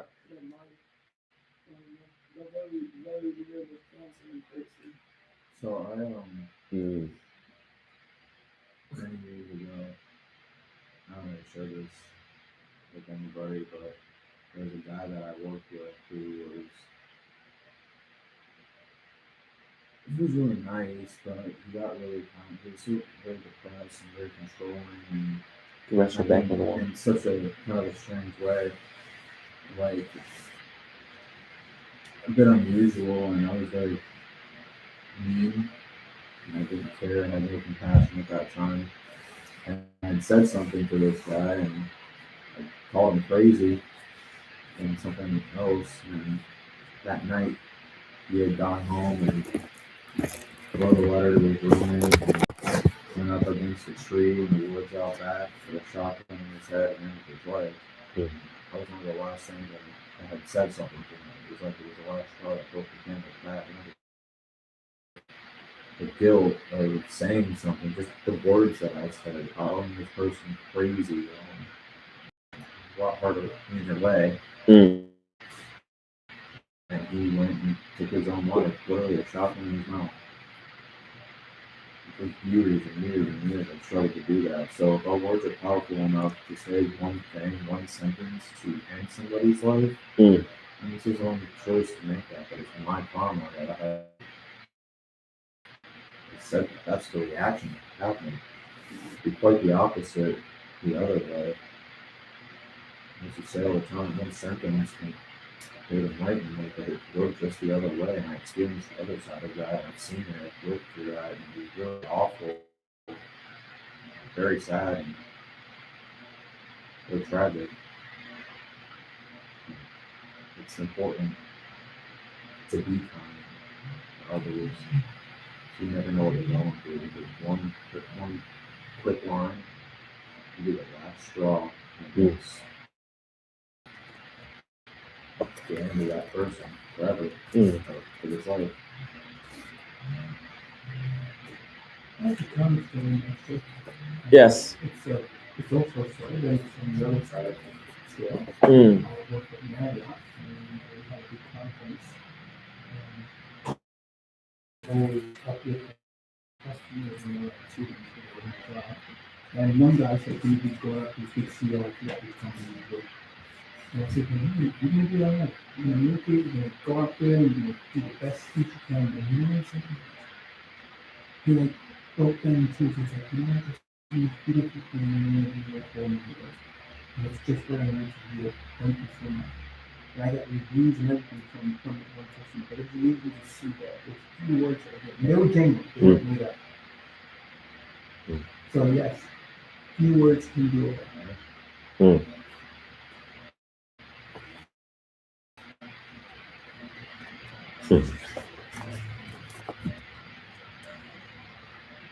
Cultivate the patience that endures. You know why I have you all sit like this? And today we don't have our comfy cushions. You know, I could send him to go get comfy cushions. Even myself don't have comfy cushion. You know why we sit like this? So that we cultivate the patience that will endure. In your life, there's going to be a lot of pain, sorrow, and suffering. You have to learn to sit with it. If you can tolerate your low back pain or leg pain, it teaches you to tolerate other stuff that will happen in life. Getting burned, stepping on stones, rocks, sticks, getting hurt, pain, tummy pain, throat pain, elbow pain, smack your arm here, leg here. All of these are practices necessary when you're in the ER and more pain comes. You learn to endure through them. Endure through them. Gracefully. Endure through them. Everything we do in this room is useful and necessary for you to deal with life. Or else you would just be a very, very ticked off person. Very ticked off person dealing with whatever's going on. And you will resort, because you couldn't endure the patience of pain, physical pain, mental pain, you will resort to alcohol, drugs, then you'll be homeless and everything. All it's not going to be good, not going to be pretty.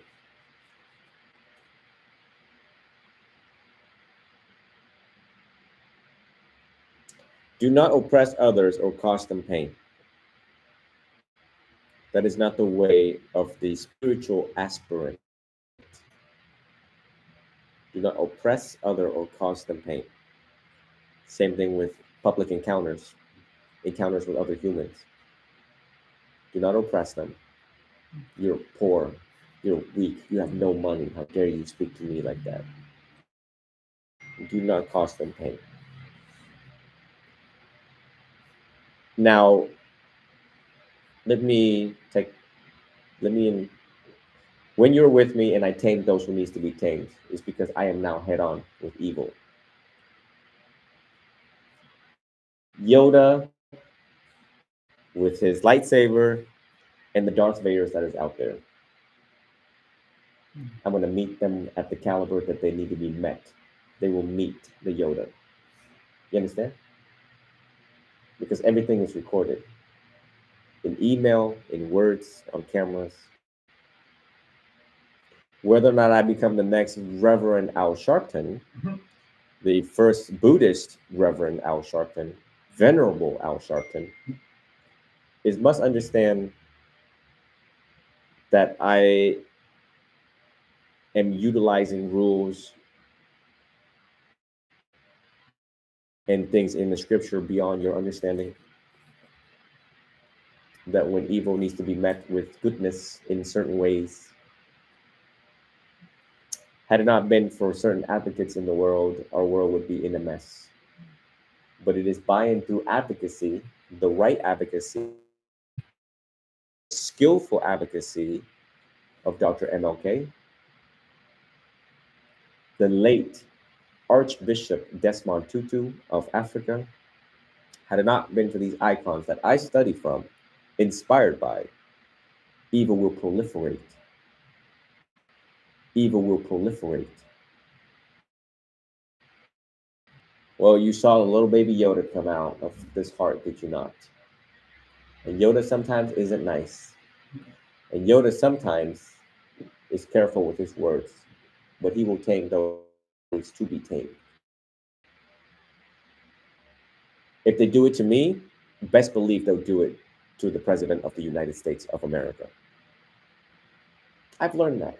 I've learned that if they do it to me in monk robes, identify myself as a provider that saves lives, they have no morals, they have no ethics.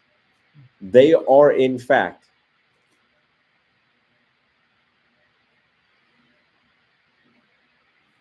they are, in fact, the active, visible rebirth realms of animals in this lifetime.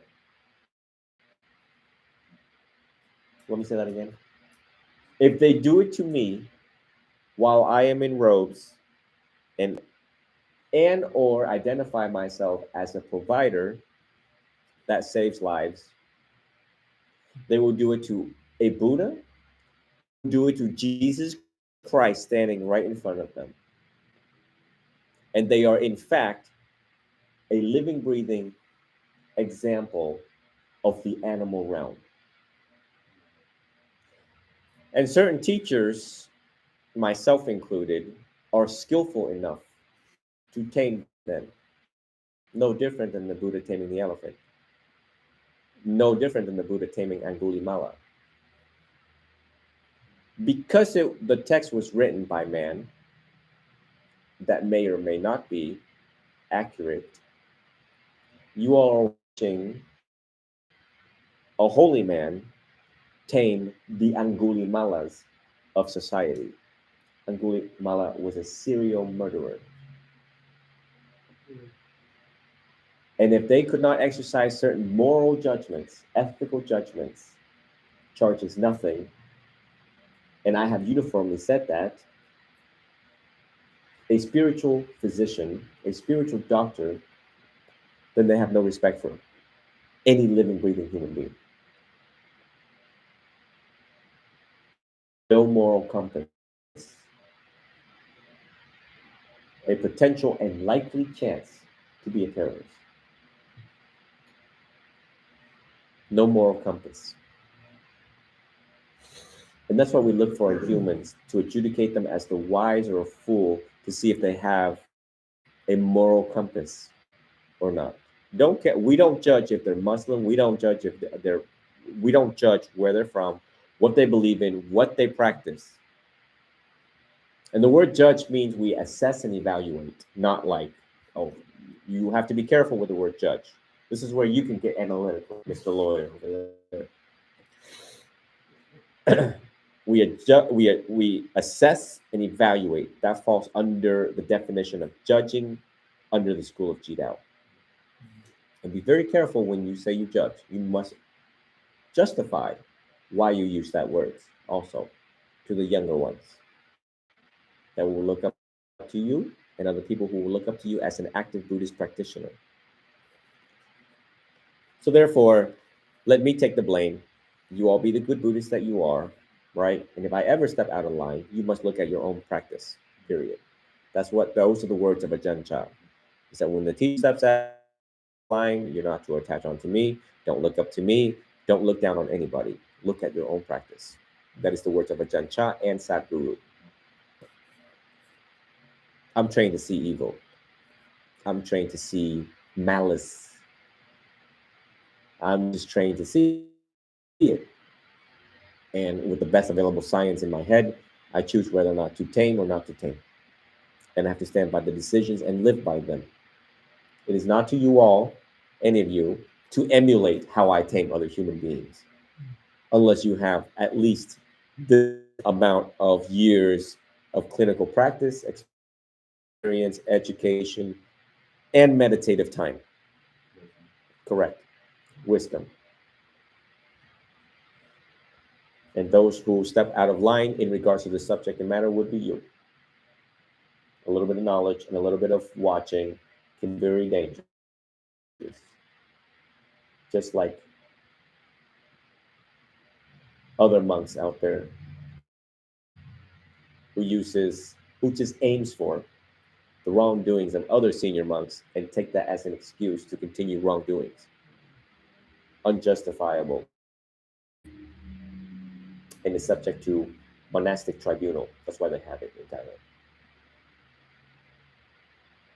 So do not step out of line. The door is left open for us on certain occasions, matter, and reasons. Leave it for a separate thing. Reasons.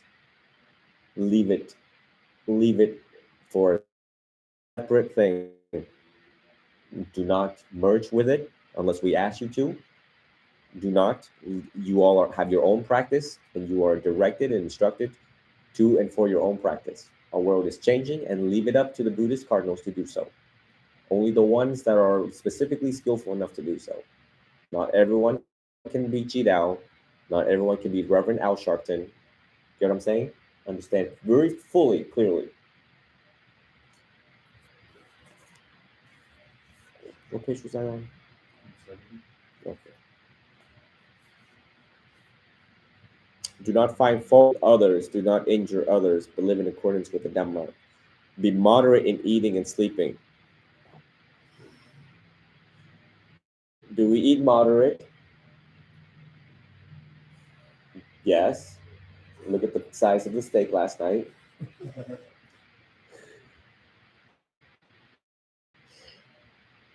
Sleep moderate and meditate on the highest.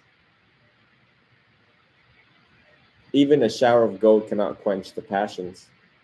They are wise who know that passion are passing and bring pain in their wake. No matter how good sex is, it ain't gonna last.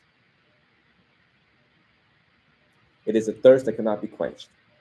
Anything of passion, desire, anything of sensual desire, which may include sex, chocolate bars, Monster energy drinks, Xbox, sleeping too much, sleeping too long.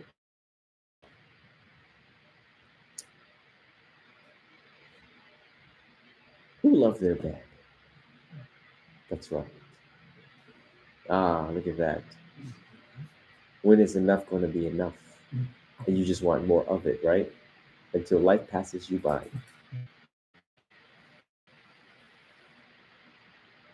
Even celestial pleasures cannot quench the passions. They are true followers of Buddha who rejoice in the quest of desire. Driven by fear, people run for security to mountain and forests, to sacred spots and shrines, but it can be safe refuge because they are not, cannot free the mind from fear. Cannot free the mind from fear. If you don't study and practice with me going to Vietnam, I don't need the money. I don't want the money. I don't care who goes to Vietnam. I don't care about that. You will bring your hell with you. That's what that means. Do not study and practice with me now, thinking that we're going to go to Vietnam and be automatically enlightened. You just brought your whole hell with you and paid $4,000 for it. That's how you know I practice correctly and I don't need whatever percentage of the Trova trip or whatever the hell is going on in there. You know what I'm saying? Right. So, I mean, some people would believe that. Some people are like, oh my God, look, he's a cute monk. Let's go to Vietnam with him. And do what? You brought your whole hell with you. You brought everything that we have been doing here over the past whatever year. You know what I mean? You brought your whole hell with you, and just you sit there. You think I'm going to liberate you with what 3 sentences? Ain't gonna happen. So that means stay on top of CBT. You would bring your whole hell with you to Japan, to Vietnam, wherever the hell you are, in classrooms, at homes, with the cat. It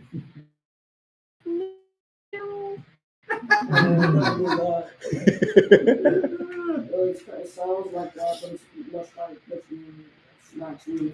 Yeah. Them cats ain't no joke. When they bow to me, they're bowing to the triple gem. Actually, not to me. They're actually bowing to the road. Because you didn't know what on earth was happening. You're like, oh my God, everyone's bowing. Let me bow back. He actually bowed back to you guys instead of me. I'm gonna go pee. Why don't you all tell why we bow to the robes? As I go pee.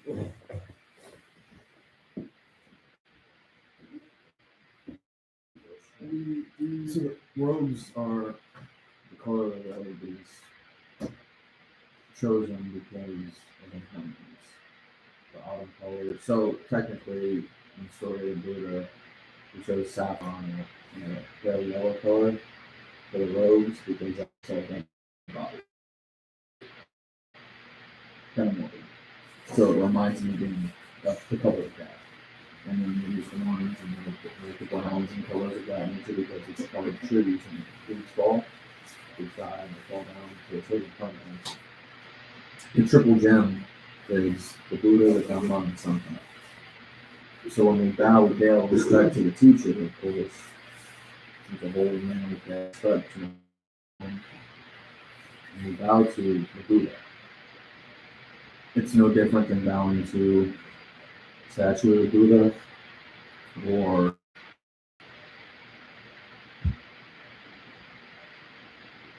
these are just images to show our respect, to pay homage, to humble ourselves. You know what that means? That's very well. So bring ourselves down. Like we're not like I'm the king of the mountain. It's like you showed the word humble a little bit better than Oh, I you did. said, oh, no, I'm gonna do Oh, okay. What is humble then? it. It's like, I don't understand. I don't understand.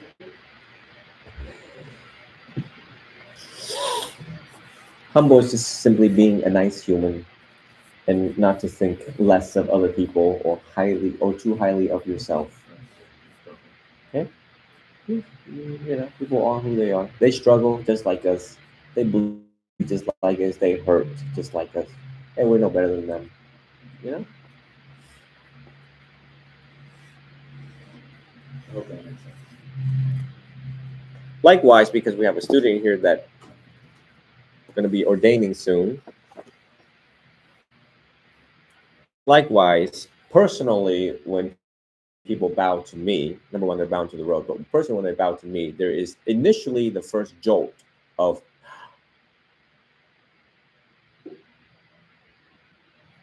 then I remind myself it's to Triple Gem, not to me personally. Personally, it reminds me to carry myself as a venerated person, one who's worthy of respect, one is worthy of veneration. There are many people in robes who should not be in robes.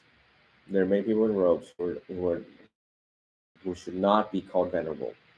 There are those who are in this uniform that take advantage of other people for money, who find their suffering and make money out of that.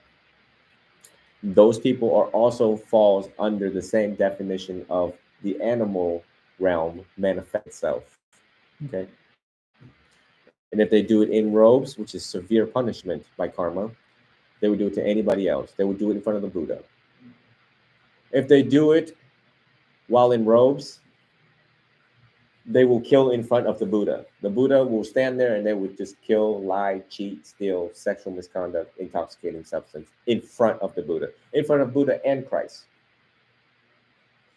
So therefore,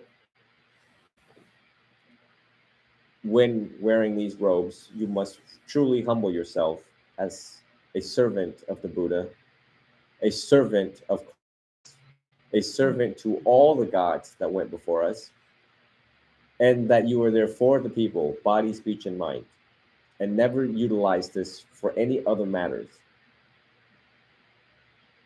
Your job is to liberate yourself, look at your own faults, not other people. Everything that the text said, you do. That's it. Don't step outside of it. Don't make Buddhism look bad. Don't make the monastic order look bad. Don't embarrass. Don't get your whole self in a whole world of mess once you step outside the rules for monks. Okay. We're talking about 2.5 hours. Okay.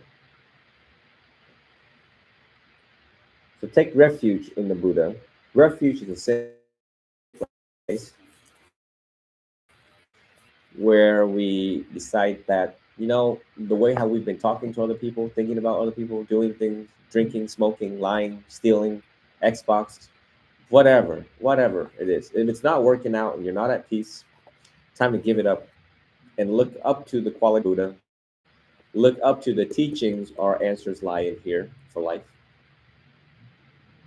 Ever rage in games? Rage in games? Oh yeah, of course. Play sports? I play sport, yeah, but like when I used to play video games, I go crazy. Basketball? Yeah. Rage? Yeah. Ain't working out too well there, huh? When you rage a lot, huh? And grasp the Four Noble Truths. That is your best refuge. When you reach it, all sorrow falls away. All sadness falls away. Still sad this very day? Have moments of sadness? How about you have less of it once you have understand fully the Four Noble Truths? Have less of it. You won't exempt all of it. You just have less of it. Unless you become an arahant.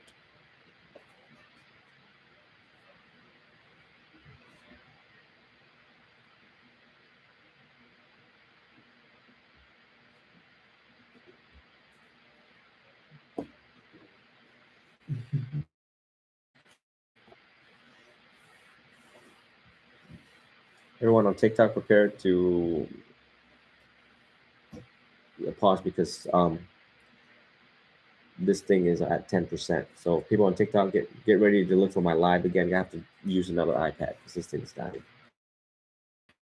Shutting down right now. See you all in about 3 seconds. When Heath comes back, we're going to practice meditation. We're going to emphasize more on meditation today. Okay, so I got to have a balance of meditation and talks, not just all talks and no meditation. As we inch closer and closer, we need to practice more, speak less, understand more, and practice more. Okay.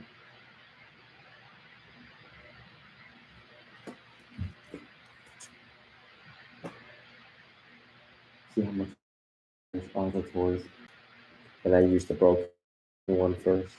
These are emergencies. Yeah. Can I replace the back? Can I replace the back?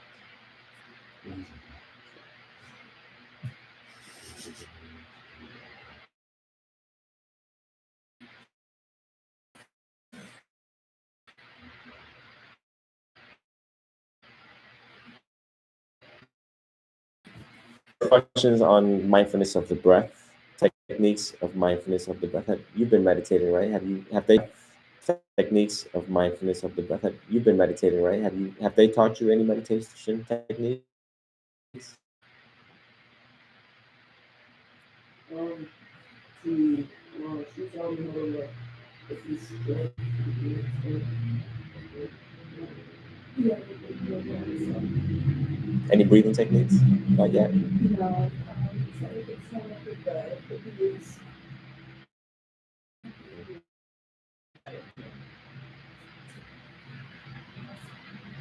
So, for the young kids, you focus on the rising and falling of your tummy. Whenever you're upset with your parents, life, girls, games, go back to the breathing. When your mind's tripping, go back to the rising and the, you will follow these steps, you will become a Buddha, a young one. So the rising and falling of the abdomen keeps you grounded, present, helps you remember more than just Xbox keys and buttons. Helps you remember everything else that is important later in life. So at this time, let us practice mindfulness of the breath in conjunction with mindfulness of posture. Well, we're gonna introduce into Vipassana now, my way. As you sit and you breathe, and your mind start to jump on you, bring it back to the breath. Constantly remind yourself of the posture, because obviously, if we're slumping, we're not on point vigilance. So today we practice vigilance, vigilance of the posture, vigilance of our breathing, vigilance of the mind. Watch the mind as you close your eyes, where it jumps, how it jumps, and what you do while it is jumping on you. Thinking about the family, the girls, the past, the failures, the shame, the guilt. Let it go and bring it back to the breath. Mindfulness of the body, mindfulness of the breathing.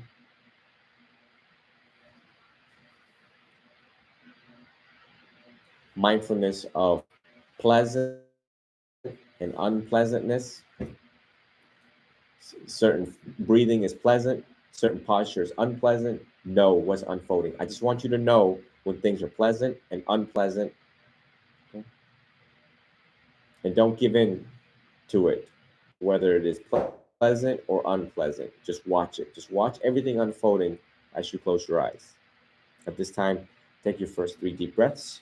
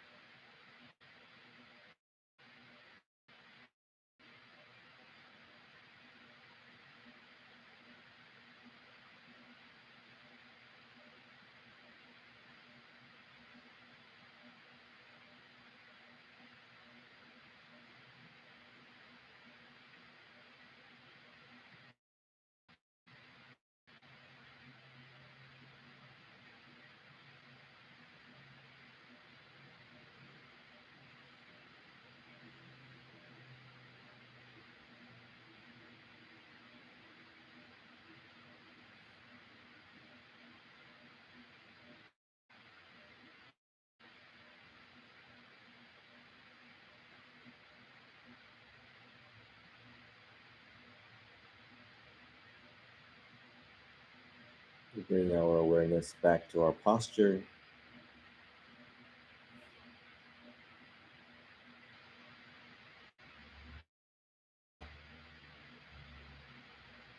A Buddha is one which knows. He knows things unfolding in his mind. The thoughts, the feelings, the sensations of the body.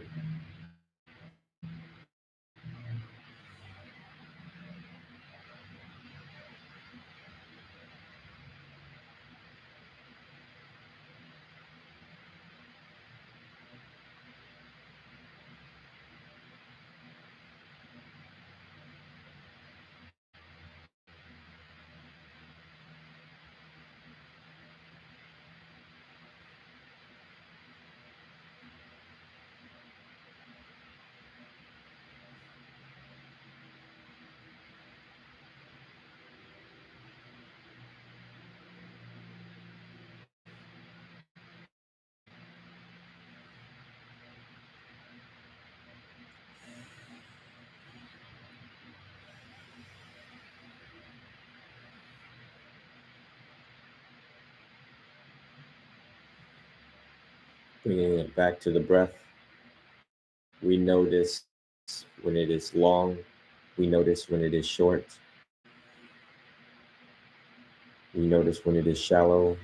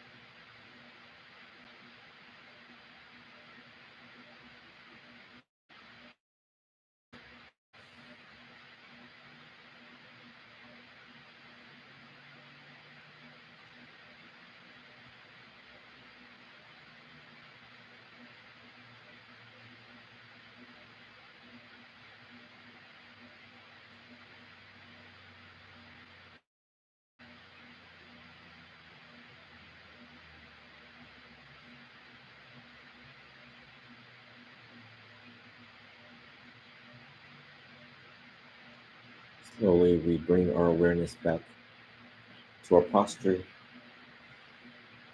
Slowly, we let go of our concentration on the mind, on the body.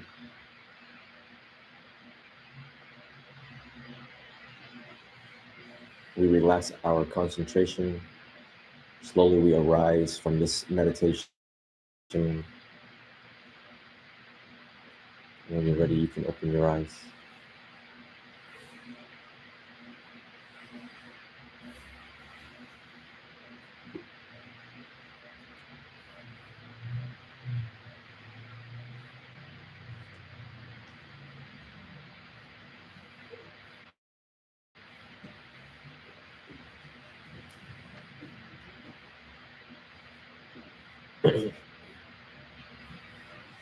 So, some experiences that you encountered during this meditation, let's share them. Little Johnny. I think about happy moments in my life. Mm. And I thought it goes and it stops. And that's all good. Present. Attachment to happy memories, pleasantness, attracted to pleasantness, and wouldn't be too happy when there's unpleasantness in your life. I was surrounding, my father's same thing. Find the same feeling you had, And, feelings that have already dissipated, trying to bring it back, but you couldn't. I played for a little bit. Mm. Lots of effort, lots of effort, a lot of brain work.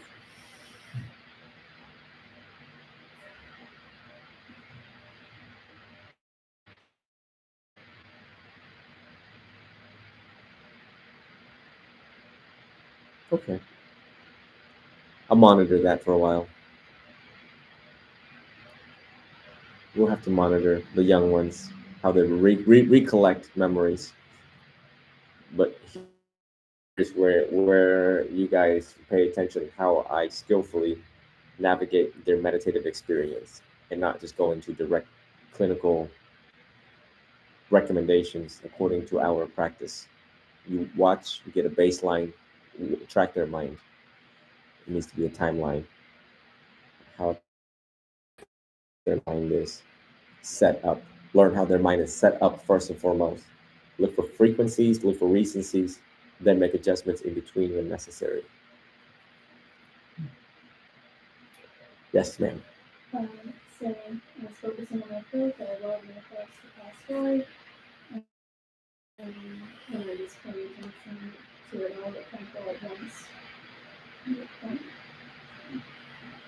And any aversions, anything that distracted you, pain in the body, Yes. the sound of this fan on this laptop, those fans, that 40. Okay, my head. Mm. And then I started noting that. Mr. Heath. I started focusing on my breath,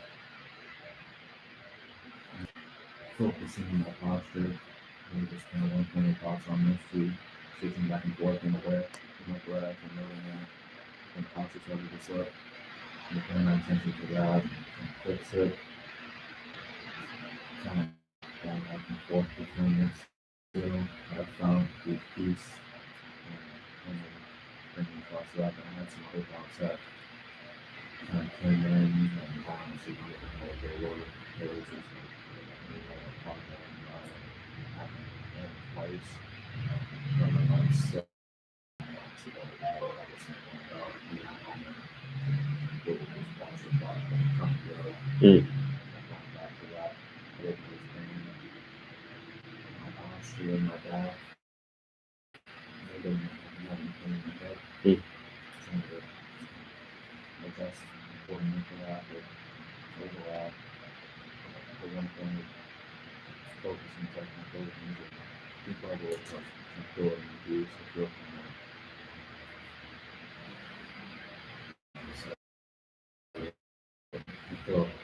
experience now.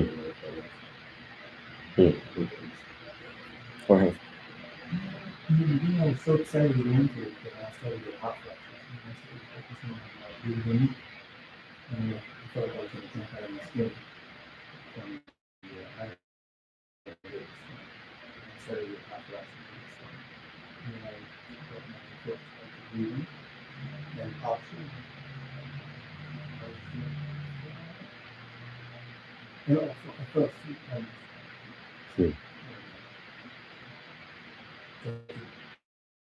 See myself not having a broken foot. I felt myself coming out. And I took really deep breaths.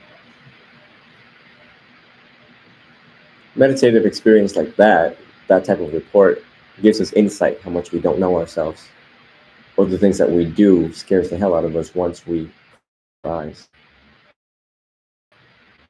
You should know yourself when you're closing your eyes and opening your eyes. But we live so much opening our eyes because our senses are activated that we entertain that, and we do it unskillfully. So it scares the hell out of us when we start diving inwards and we're like, oh my God, I'm not used to this because I've been living on the outside of me versus living in the inside, or starting from the inside as foundational, manifesting outwards. Does that make sense? And that's why spend more time. You have to befriend yourself and befriend your mind. Trying to make this thing your neighbor. Good one. Where you can knock on the door and be like, you lend me some sugar? Not like knocking on the door and there's Casper, the unfriendly ghost, looking at you. You know what I'm saying? So keeping the precept is important. Because with all the wrong things a human can do just in one day. It's like a check mark checklist. The precept being one of them. You want to bliss out like Heath? Keep the precept first and foremost. Number 2, follow the instruction that's been given. And you realize that, wow, heaven happens once eyes is closed. Once eyes is closed, it's heaven. I mean, you look at the statue of the Buddha, his eyes is closed, but everyone's so drawn to him. Man's dead. The man is dead. It's a statue, but yet so many people buy it and venerate because they want to be just like him. In the Vajrayana, they have a song actually. We want to be just like you. They do. They sing it. They sing it during service. I mean, they do all sorts of stuff, but they sing it to convince people we want to be just like them. They have Buddha Haruka. They have all sorts of all the names and the different Buddhas with different functions and stuff like that. I don't debate. I just go along with it. And yes, I want to be just like him. It's comforting. Young one, Mr. Ethan, did you meditate? Did you see different Xbox remote controllers? I just didn't really see anything. I was kind of relaxed and just focusing on the breath. Yeah? Were you at peace? No anger? No wants? No girls? Good. If you like it that way, don't mess with nobody. Stick with the game, safer. CBT and gaming, safer. Addict. I was really blissed out. I was counting my breath. Sort of lost track of it. I got to like 36, and then I just sort of like nodded off of it, and then I woke back up. The pain in the back slowly went up. Staying on the wall like for a while. Just to keep still. Thank you for reminding me. Yes. I felt a lot of pain in my back. It was making me kind of mad. I'm very frustrated, but I know what usually happens is like I either suck my shit, like I just let it. Like you said, like look at it and just sort of go with it. That's what I'm trying to think. Every time I come on here, There's a reason why I said watch for the pleasant and unpleasantness during the whole experience. Because the pain is unpleasant and we try to push it away and we get angry because we don't want it there. I don't need this back pain right now as I'm doing this. That's what you say. Subconsciously, that's what you say. That's why you got mad, angry, frustrated, right? Instead of seeing for what it is. When you see it for what it is, which is, ah, I am in this human body. And as long as I'm in this human body, things are going to ache. Things are going to get numb. Things are going to be tingly. And things are going to cause pain. And it's a way of my body telling me, hey, dude, you've been in this posture a little too long. Relax. You know what I'm saying? Now, of course, out of respect for the teacher, you all remain erected position. But you can actually relax and lie down a little bit and rest and then come back to it. Just be mindful of what you're doing and not lay down and fall asleep and snore. You've lost the battle. Yeah, you don't have to hit Xbox to lose the battle. That's how you know you've lost the battle. Samuel. Um, I didn't want to stay on the wall because if I stay on the wall, I'll get too comfortable. First thing, and because I am in toilet and my legs now currently from today, my hips, my rib, my upper back, toilet and my legs now currently from today, my hips, my rib, my upper back, while keeping my back straight. But kind of like you said, pain is pain. You're human, it's going to be there. And there was quite a few times where I wanted to take a break. But there's Any doctors who's board certified in bionic mechanism that wants a live human breathing to experiment with and change all of the body parts you just mentioned? everything. Everything? All of my bones. Yeah. Rotators. No. It's just the brain. Just yeah. Well, we got one for you. At age 21. 20? 21. Age 21. Everything's falling apart at 21. What has he done wrong throughout his life? I don't know. Ask. There was a moment to be so. Okay. Okay. So now you two have been with me. All three of you guys have been with me nonstop this week. At what point did you think I meditated? If we're out and about doing stuff all the time, at what point did you think I actually meditated? How? Did you see me close my eyes and sit like this? And no? Keep going. Give the report. What have you seen? That's just for pictures. Who knows I was actually meditating real or not? Yeah. Lying and patient. I was going. You don't know that. Did it ever occur to you the whole time I was with you, I was actively meditating the entire way, every breath? How do you know this? Look at the time management in one day. Is it not on point? Notice last night. Did you get home late?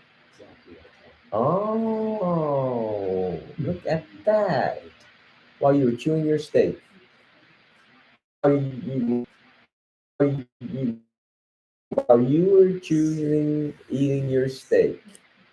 Oh, notice everything is all timed. Oh, you didn't have many people there and all this. And charging batteries. And charging 4 phones, each and every single one of you, and your mistakes. And what you lose along the way, your keys, your phone, your pen, your books. Had it ever occurred to you how mindful is this particular teacher actually really is? That in the midst of his struggles of dealing with fools in society, yet he's always mindful of what time you have to be home, what time we're eating, mindfulness of every single little tummy that's growling. Isn't that amazing? What is it like to walk with the Buddha? Not a Buddha, but just pretend like I am. right? What is it like, right? To walk with a very skillful teacher that constantly reminds, knows when he's driving like a fool, knows when there is a kid in the back seat and you're looking at FedEx. Ah, the ability to be mindful and to recollect at age 35. So learn from the best, and you shall become the best. Learn from the wise, and you shall become the wise. Now, when we sit and we meditate, do we have to suffer in the moment of meditation? Yes, you do. But if you suffer now, your life will be bliss for the rest of your life. Because as you got moment of peace, one moment of peace and blissed out, I always been at peace when I'm with you. Notice when I grilled the guy at the store, and you said what when I came back? Or things changed. Yeah. Yeah. And how do you know I was angry or just pretend like I was angry? And they came back to baseline. Look at the office. You've been in the office. You've seen how I encounter on the phone.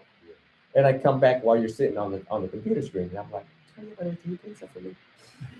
Moments after, like an angry sumo that did not get his ramen noodles. Yeah. Oh, it blows your mind. Start gathering evidence to screen me. You should screen me whether I'm a saint or not. It's your job, not mine. Interesting. How he can just, unless he has bipolar, clinical bipolar. Now, and noticing all these sensations and suffering, like my teacher said, Venerable Dickman, if you suffer during the practice, it will set the stage and foundation for you to be blissed out your whole life. You will make good decisions, better decisions, good decisions, exact decisions, decisions that does not lead to mistakes, decisions that does not lead to regrets, decisions that do not lead to anger. And did you all see that? Less of a mistake, right? I still make mistakes. We're just human beings that would sit in the car with you. Just think of all the ding dongs out there. Yes. I noticed the some meditation for inspiration, right?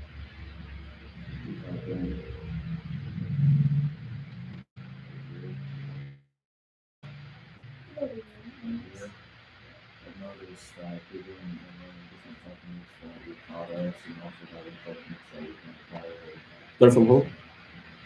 from you and then just like from like other like YouTube, like different.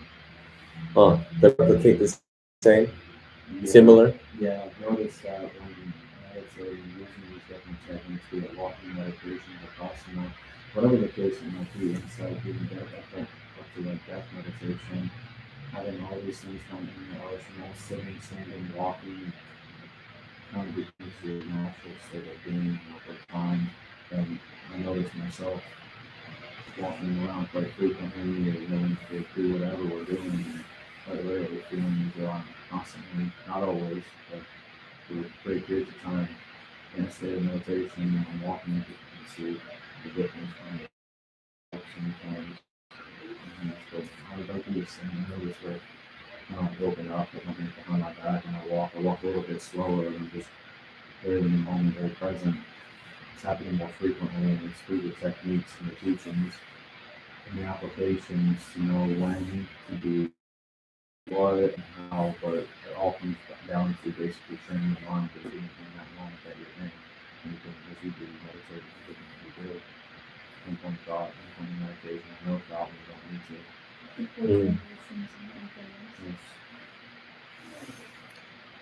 Yes. It's pretty awesome, by the way.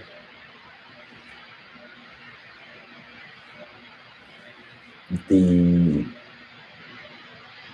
attainment of mindfulness is pretty awesome because now you have replaced new software in there. You better operate iOS in there.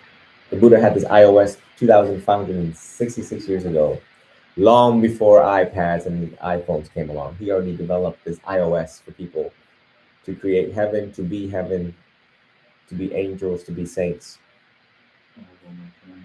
And I could say like through practice, my own practice for the duration of time that we've been practicing, to see how we were prior to where we are now, and to the state of existence that we walk in, and just knowing what's going on, knowing 5, 8 years, 10 years, 20, 30, 40, 50, and so on.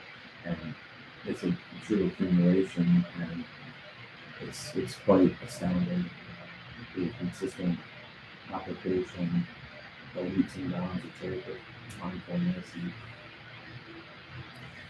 so forth. Remember airsoft? Remember we played soft? You see how much things has to happen in order for it to happen.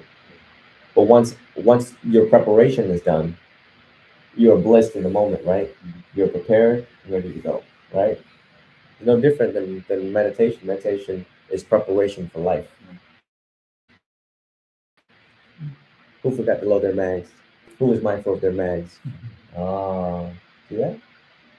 You must you must watch every method, every step, each step of the way, and your life will be more roses and less thorns. It is buying through the group, get better and better and better. You know, we go and play basketball right now, right? Put your basketball shoes on, okay? Get your tank top on. Let's go practice our flicks. Pretty soon, Is this a we yeah, somewhere, someone's shoes. It's a lot of fun. You practice your flicks in basketball, and then you get quick at jumping, you get quick at dribbling. What is trebling? What dribbling?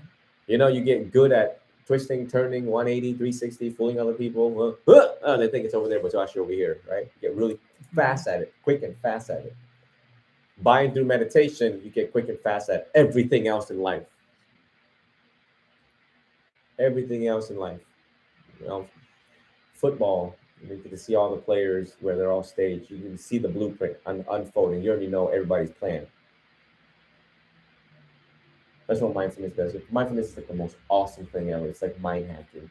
It's like CIA, NSA, FBI, all there. It's like all in one software. All in one software. Right there. But this is how you do it. 4 foundations of mindfulness. It interchange, it get rid of things in your mind and start making you just enjoy the direct here and now. Not of the past memory, whether it's good or bad. Here and now, moment to moment, proceed forward. That's it. Had it ever dawned on you the fact that I forgot about me taking a picture was the succession of the practice of the non-self? Not me, not mine, not I. Ever dawned on you about that? Ever dawned on you that at the end of the night, there's a possibility where I have let all things go, including my own identity, in preparation for bed? He's so mindful. The Venerable Chidao is so mindful from the beginning, middle, and towards the end. But towards the end, he forgets about himself, taking a picture. What's going on there with the practice of the non-self? No me, no mine, no I. I was taking the picture. That was me that was holding the phone. That was my phone that I was holding. Get analytical with that.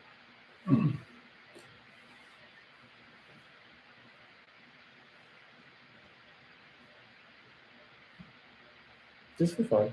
Just because Sam here started to screen me for sainthood. Let him sit on that for a second. Any questions so far about the practice and now the eclectic approach? As I ask you for your reports, helps me give you recommendations. Whereas in the middle of samadhi meditation, things arises and we switch over to loving kindness. Things arises that we switch over to death meditation. We have to use all these supporting meditative practice in order to conquer what's happening in the moment, in order to clear the way, start clearing the way for you to merge samatha and vipassana together, but towards the goal of vipassana, inching closer to vipassana by getting rid of any defilements, any memories, any unpleasantness. That's what's happening. The slow, gradual practice of that. These guys know what's going on. Guys are like, huh? That means you need to finish CBT. If none of this makes sense to you, that means you need to get through CBT. in order for everything else to make sense for you, because you have a whole long list to do.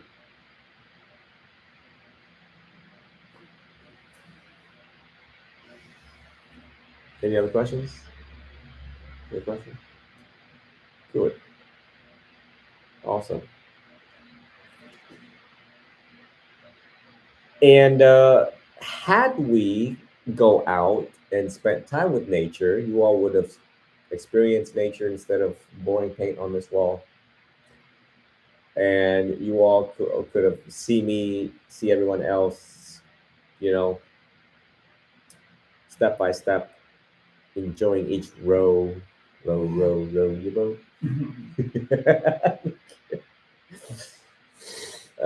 You know, we would have had radios while we were on the kayaks and the paddleboard.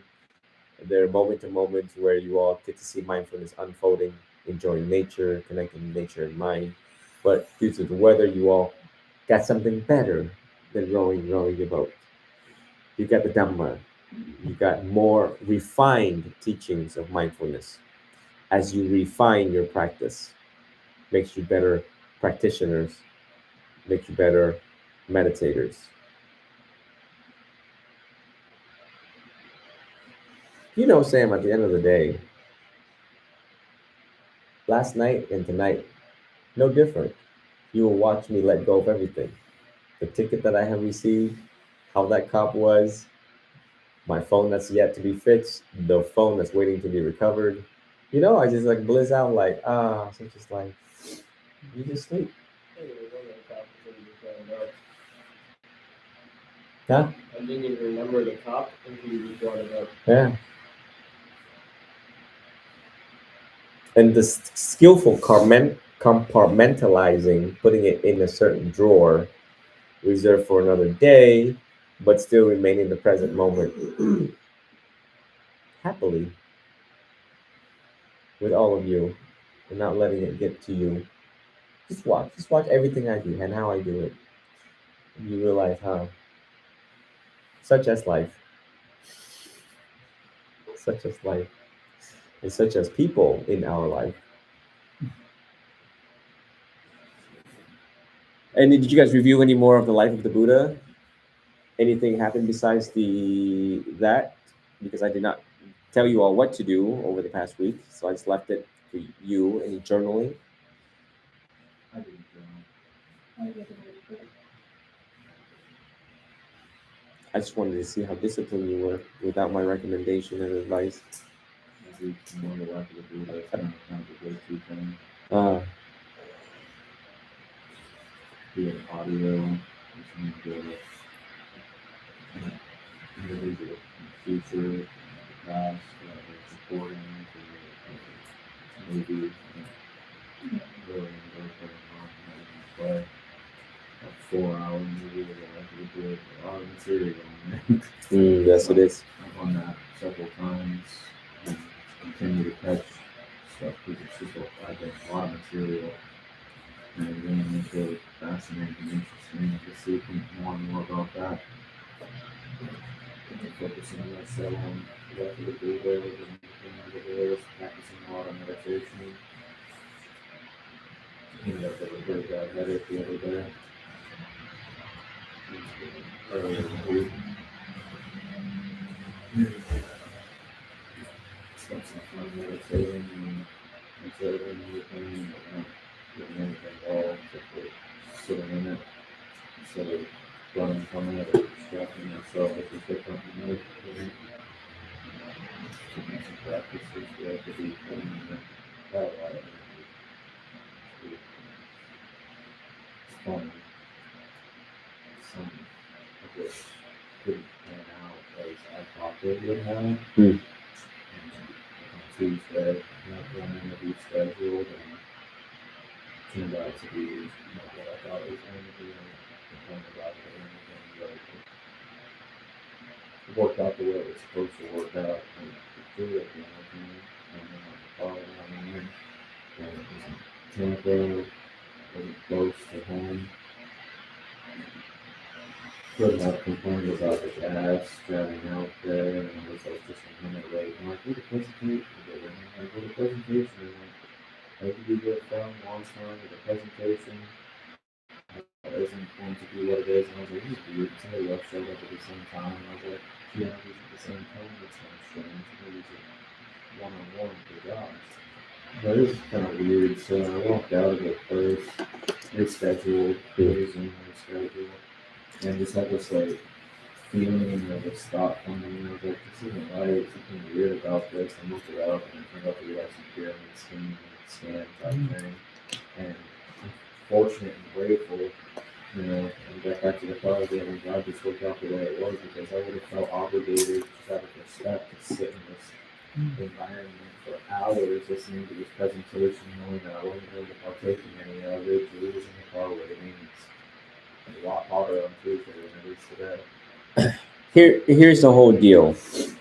As you experience the world, you see that it is falling apart, and people are becoming animals and not humans. So we wonderful Buddhists have already created a place for all of you to come and to take refuge and to live and to rejoice. We call that Southeast Asia. We call that Vietnam and Sri Lanka and Laos and Thailand and stuff like that. And one day, when you all are tired of being on the hamster wheel paying bills, you all realize I'm just going to move to one of these places, utilize my college degree to teach English, because they all need English teachers over there. And I'm just going to get paid whatever I get paid, and that is the middle way. And I'm going to just sit and chill and eat and remain a nice, stable, quiet life. What does that mean? During meditation, was it not nice, stable, and quiet? Do you want it that way? Happiness is not having a toothache, yes. Happiness is not having a toothache. Ever have a toothache before? Oh, were you happy? That's right. Happiness is a nice, quiet, stable life where everything's working fine. Eat, poop, sleep just fine. You know? You can see, you don't need no eye drops, you don't need a lot of things, you don't need no braces, you don't need all this other, you just nice, quiet life. Just chilling. Just chilling. One day when you all awaken to the fact of, wow, life here really sucks, like the rest of the other teachers that I have met in Vietnam who utilizes their bachelor's degree to retire and work in Vietnam and elsewhere around the world, Southeast Asia, go there. Make it your heaven. Explore places, eat good food, eat healthier food, you know, travel often.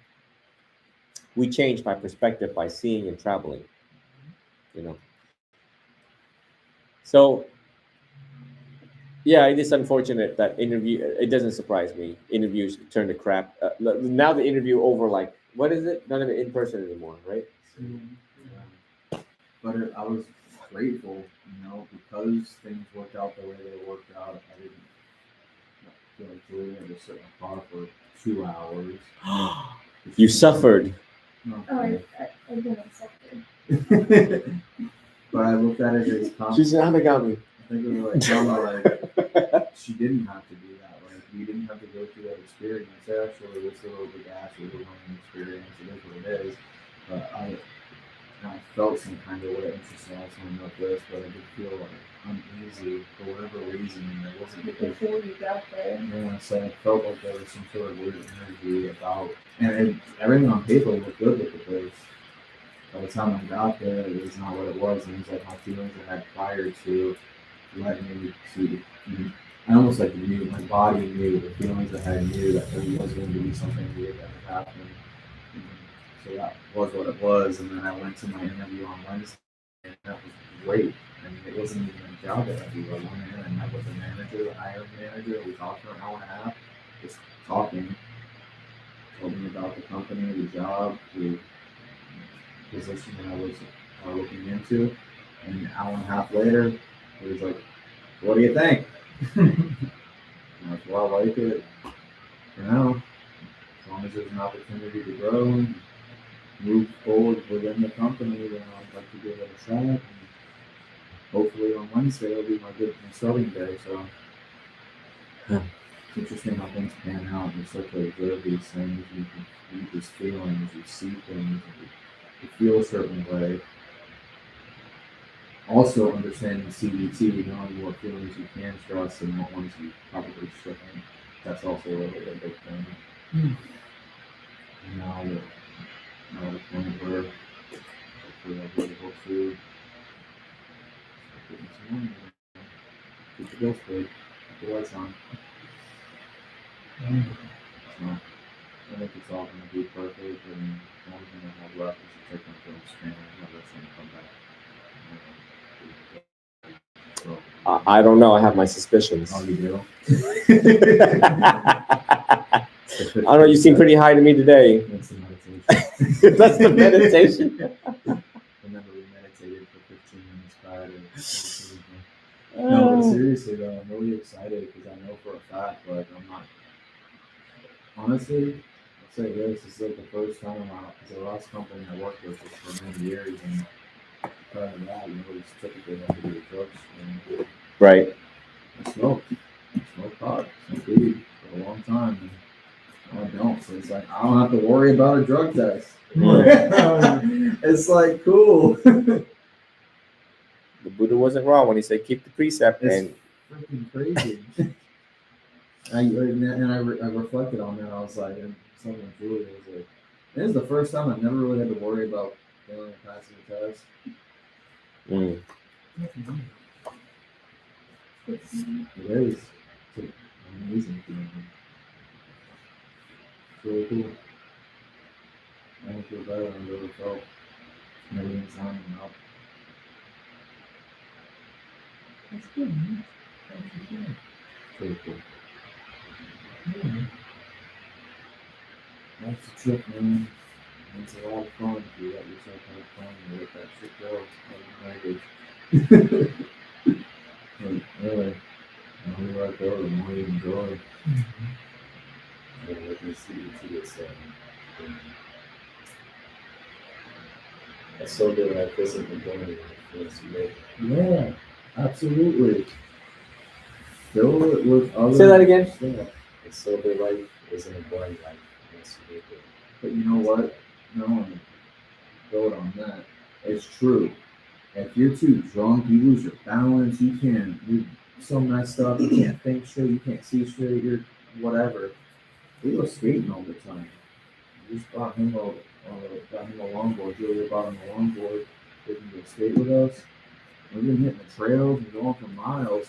Can you imagine trying to do that with a blood alcohol level of 23? And you fall on the You smacking your face on the ground, knocking out, pass out in the dirt, blood in the air.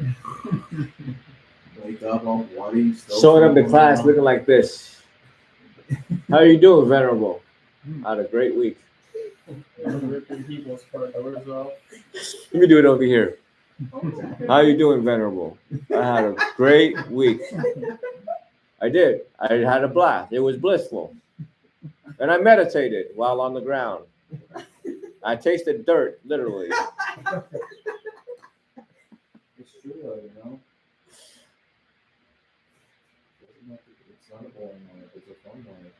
Now, you all been with me, and you all see how living sober, first and foremost, and how we create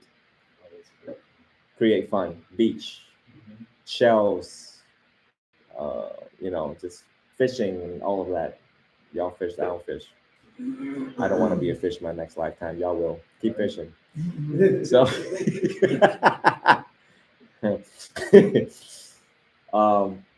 but yeah, it is, and I hope all the alcoholics out there who are watching, somewhere down on they wake up and they realize, yeah, that you could be just like us and not have to live like that. Okay, let's wrap this up. And this book right here is more than 30 years old.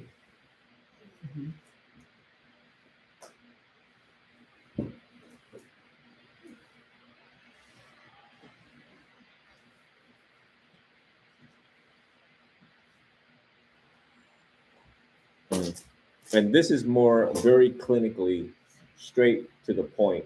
And this, I'm just repeating what I read in this book, but now in a more ancient book, right? What I read in this book, I just wanted you all to hear the different, beautiful language that this one wrote, right? This is why there's so many Bibles and commentaries. Oh, by the way, if I die, make sure this thing's in the casket with me. Sounds like attachment. I am pretty quite attached to this book. Yes, may not be fully enlightened. Difficult is the attainment of the human state. Difficult the life of mortals. That's deep right there. The life of mortals. Mortals. Mortal Kombat.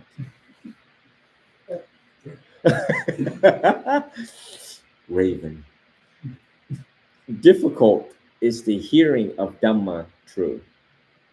Difficult the appearance of awakened ones. Refrain from all that is detrimental. Detrimental. The attainment of what is wholesome. The purification of one's mind.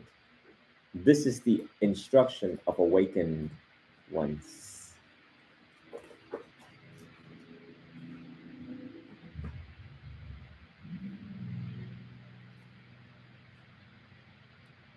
No fault finding, no hurting, restraint in the patimokkha. Bruce for monks. If you wanted to be badass, you would pretend like you're a monk and just follow the patimokkha. Something we have to recite often. Knowing the measure regarding food, solitary bed and chair. Knowing the measure regarding food. Measure.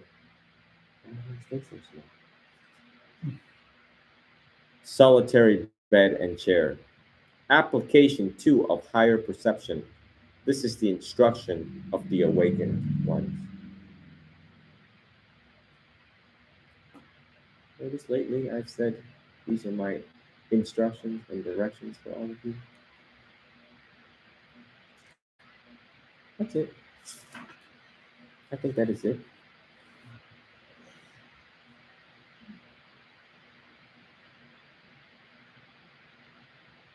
Oh, there's this one too. Many for refuge go to mountains and to forests, to shrines that are groves or trees. Vietnam. Humans who are threatened by fear. This is not a refuge secure. This refuge is not the highest.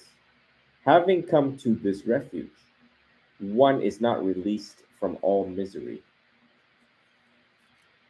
Words of the Buddha. Dhammapada. By this time, we conclude our service.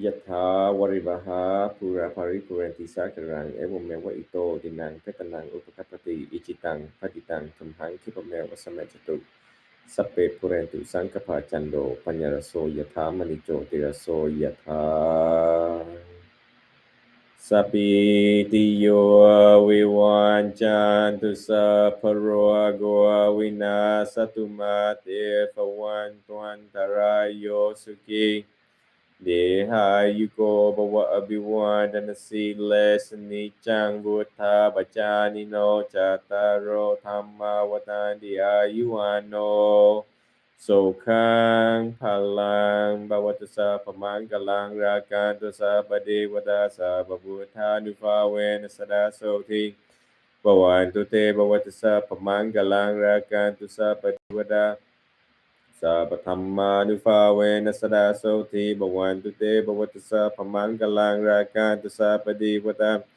Sabasangha Nufawena Sadasoti Bhavantu Te. May you all never forget the timeless teachings of the Buddha. May you never forget the study and practice that you have attained so far. May you never forget the rising and falling of the abdomen as you breathe. May you never forget the practice of mindfulness of the breath. May you never forget that it is the breath that gives you warning when you're going to die. May you not forget that it is through the breath that indicates to others when you're going to die. May you realize the importance of each breath you take. May you realize that each breath you take, you are closer to death, the mortal that you are. May you reflect on samadhi. May you reflect on the practice of vipassana. May you realize that you need to excel quickly as you are still in human form. Still in human form, not animal. May you keep the precept so that your life is more roses and less thorns. May you keep the precept as it opens the door easier for you to meditate. May you go this week into suffering, brave, courageous, welcoming suffering, and going through it and conquer it. May all the days get easier for you as you practice. More joy, less sorrow. May you go in peace today. May you all be well, be happy, be free. Be free from mental suffering. Be free from physical suffering. May you realize how intelligent each and every single one of you actually really are. May you utilize this intelligence for the benefit of other people. May all the food that you eat be translated into calories, be translated into energy necessary to serve the people. Nice words, nice thoughts, nice actions. Be nice, be kind. May the Dhamma protect you. May all these teachings protect you from harm. May the teachings protect you from harmful speech. May the teachings protect you from negative accumulated karma. May you go forth this week purifying your karma, doing more good, less harm. Sadhu, sadhu, sadhu.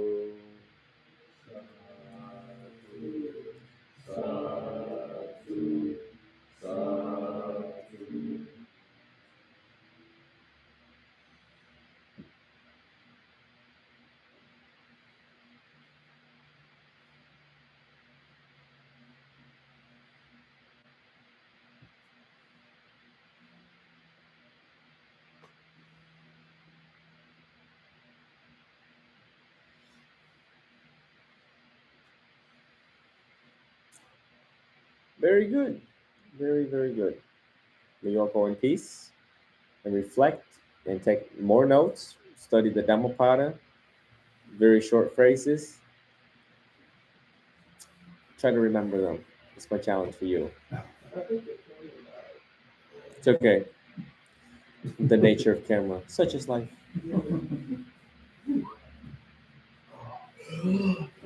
Ashley, y'all come in for some pictures real quick. We have a nice crowd today, and little man's gonna take some pictures, and we'll alternate. Come forward here, Mr. Eskimo. Your name today, Eskimo. Oh, watch out here. A little cord here.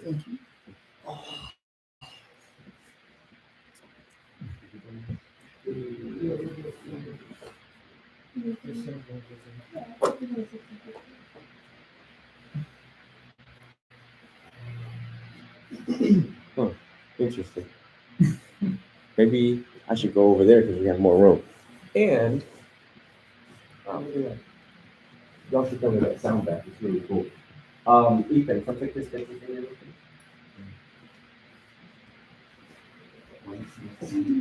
Okay, I sped and everybody else on the news and sick or whatever.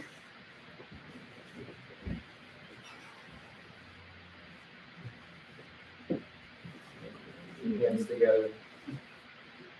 An Eskimo guy from Alaska in the room. Nice big smile.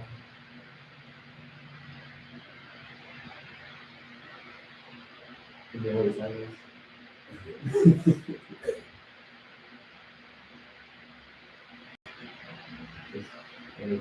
The Eskimo guy. You want to taste? Taste it for the picture. Give it, Ethan.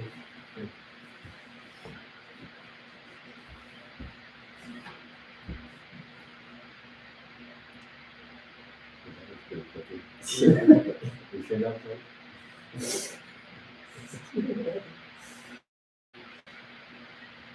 maybe one sideways to you. There's a girl. There's a girl.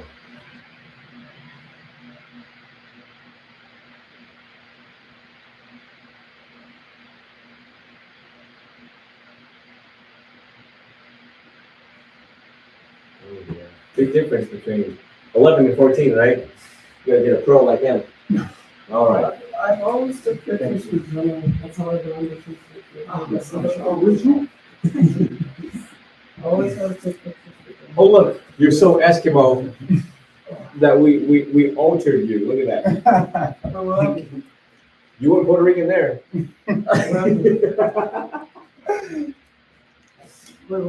Awesome. thank you. You're welcome. All right, I'll send you this to you guys. Yeah, thank you. Good enough. Stay. I don't even know what the weather's like. Stay warm.